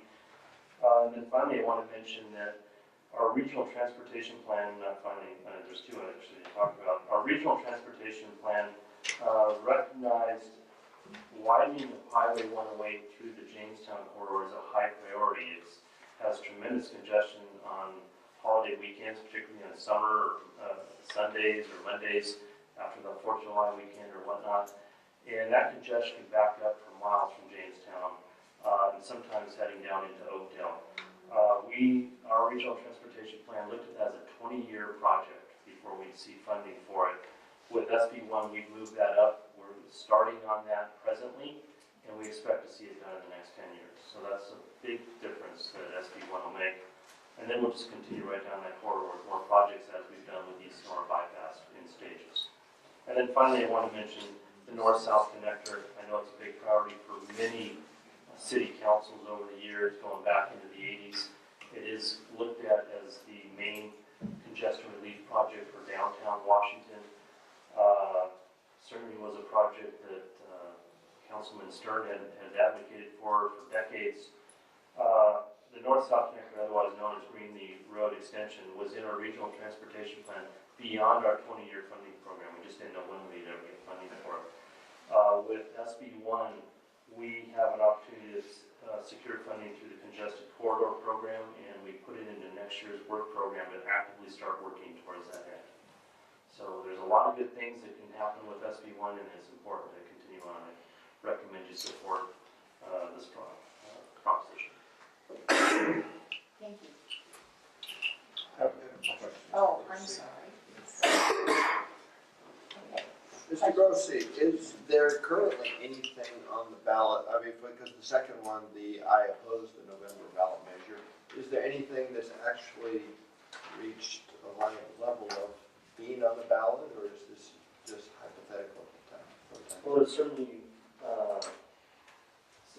Proposition 69, which will be in the ballot for sure. That was part of SB 1.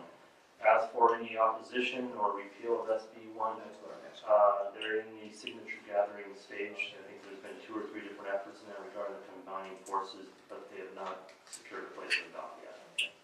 And the SB 69 is just an effort, or the Prop 69 is just an effort to try and compel Sacramento to be honest for a change. We'll put in a lot of months.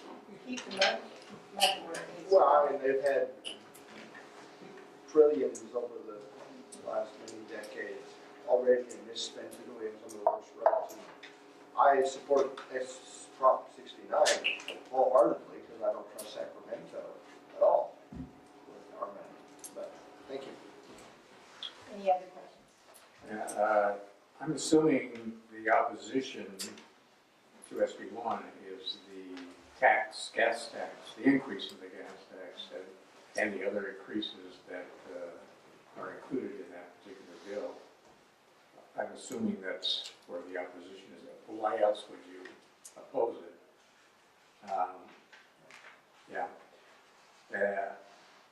And I've got mixed feelings on that. I certainly understand the contribution, the additional contribution to roads, both here in Sonora and the county and the state, actually. We're way behind in statewide, and these funds are going to help that. I am concerned about raising gas tax. We are already one of the highest in the nation, and here we go again, just to have everybody try to reach us, I guess, in the future.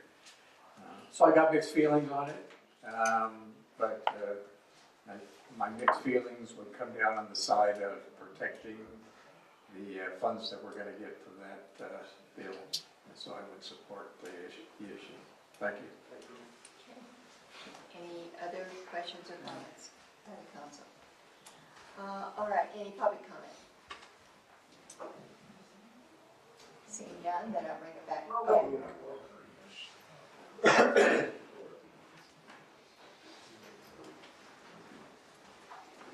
was going to offer my colleagues in the back the opportunity because they said they stayed here for this issue.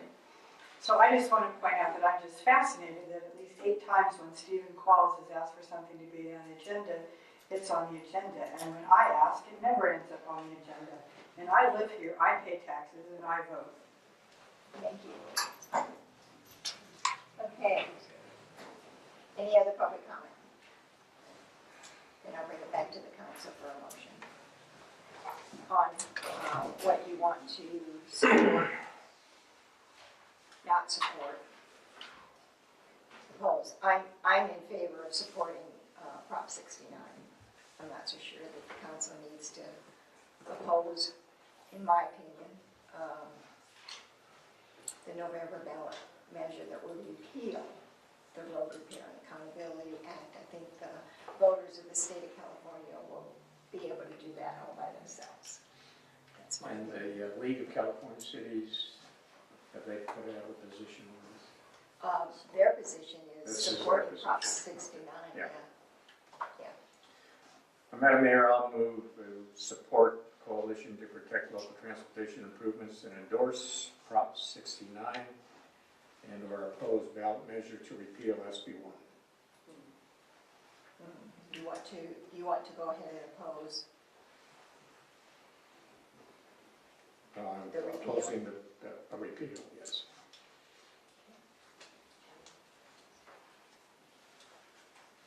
That's what we're trying to do, right? We don't have to do both. We can just support Prop 69. I don't know enough about either, quite frankly, and I need to do more research, so this time I would hold it off. And I have some mixed feelings with some of the things with the California League of Cities, honestly.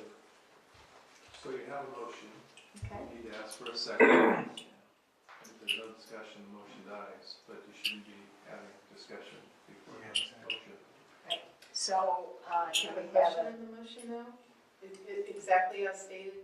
Yes. Thursday reading, okay. It was for both. So do I have a second? Okay, then it dies for a lack of a second. In that case, I would like to make a motion for the council to support Prop 69. And only that for this motion.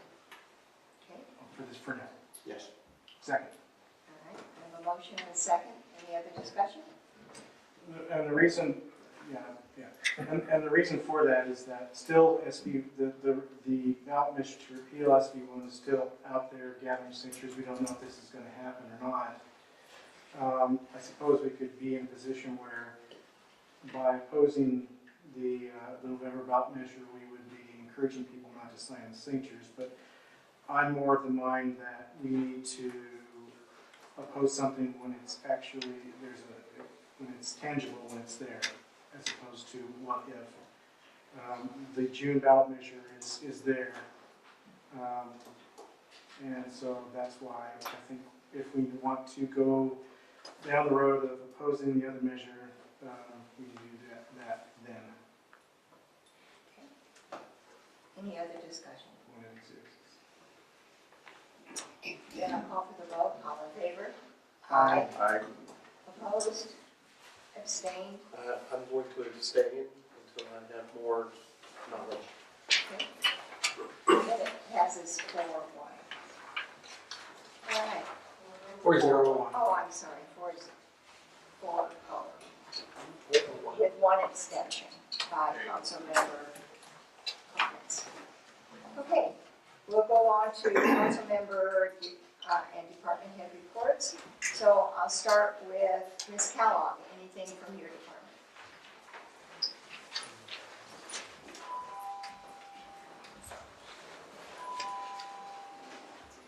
I just wanted to remind everybody that on Wednesday we have the Sonora Business Expo down at the Opera Hall, and that is from 8 to 12:30. The keynote speaker is Lonnie Lott, who's well known for her assistance in the retail market. Should be really enlightening, and I hope a lot of businesses in our downtown corridor take advantage of that.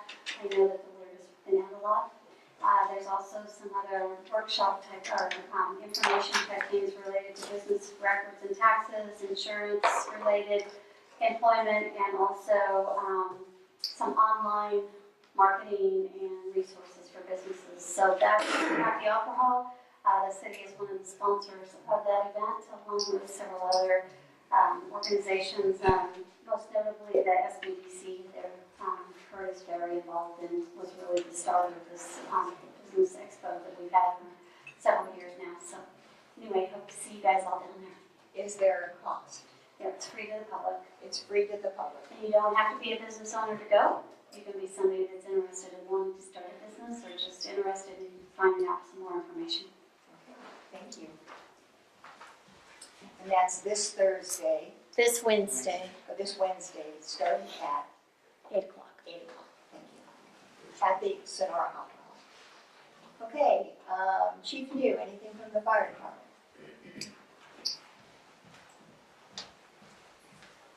I just want to let the council know and the public know that we are holding a job fair / training on Monday the 12th in conjunction with Columbia College Fire Academy. This will be the second year that we're holding it. We've invited all the local fire jurisdictions to come and present the programs that they have for volunteers, residents, internships to the academy students, and it's open to any public members that are interested in those positions as well. So it's one gathering place for all of the fire agencies in Tuolumne County to present the programs that they have available to any public that is interested. There'll be applications on site, information about each program, and then the college academy class will be doing some of their state testing that is required now from their accreditation. So we'll be helping in viewing and scoring the students on some of the testing that they need to complete their academy. So, And then that's taking place again when? Monday, March 12th, it starts at 8 o'clock in the morning and will go till about 3:30 or 4 o'clock. And where? At the station on 201 South Shepherd. So we're still accepting applications. It's an open ongoing for Sonora Fire Department for volunteers and interns. So if there's anyone that are out there interested in the position, applications are available at the station and here at City Hall. They can fill one out and turn it in, and they'll be invited as well if they would like to come to that job fair that we're having. And then I know the police chief is probably next. Yes. So I was gonna invite him up real quick just to go over the results of our latest battle of the Badges blood drive. And he's reluctantly coming up. Did you lose again? We all won. Plumbing's good. We all will, absolutely. But I just wanted to thank him in his efforts. We did have a very close competition. It was 39 fire and 34 for police. So he will get to watch the command vehicle on that. But thank you again to the public for coming out. You know, it's really important. The blood banks are really low on the reserves right now. And anyone who can get out and donate, you're saving countless lives and giving people an opportunity. So we really want to thank the public for coming out. There was a tremendous show of support. So thank you, everyone. Now it's your turn. I have nothing further. Okay, well, you can go start washing that vehicle. Okay, city attorney. Engine. Oh, she's given a simpler, yeah. Easy. Next year is gonna be the engine. Anyway, okay, anything city attorney White? Nothing more tonight. Thank you. Okay, Mr. Miller? Nothing more, thank you. Mary Jane? Nope, thank you. Okay, Councilmember Hawkins? Nothing. Councilmember Plummer? I've been more voluble than normal, and I think that's enough. Okay, Councilmember Segarini? Yeah, I attended the Economic Development Authority's board meeting on March 2nd, but on February 28th, we had the Merchants and City of Sonora Town Hall meeting. We discussed, besides, again, thanking Shirley at the meeting, we discussed the possibility of a non-smoking area in the historic downtown area. The Merchants first wanted to know why we were discussing that. Was it because of the cigarette butts that are predominant in some areas of downtown, or was it for the issue of smoke inhalation and third parties? Ultimately, they decided that they were not in favor of a non-smoking ordinance in the downtown area. We also discussed the dog waste station proposal, as we did earlier, and they were in favor, as I mentioned earlier. They were in favor of that. We talked about parking enforcement. The police chief was there, answered questions in regards to the timed parking that is still being enforced in downtown Sonora. However, with a reduction in personnel, it's not being enforced as many hours as we had previously been enforcing it.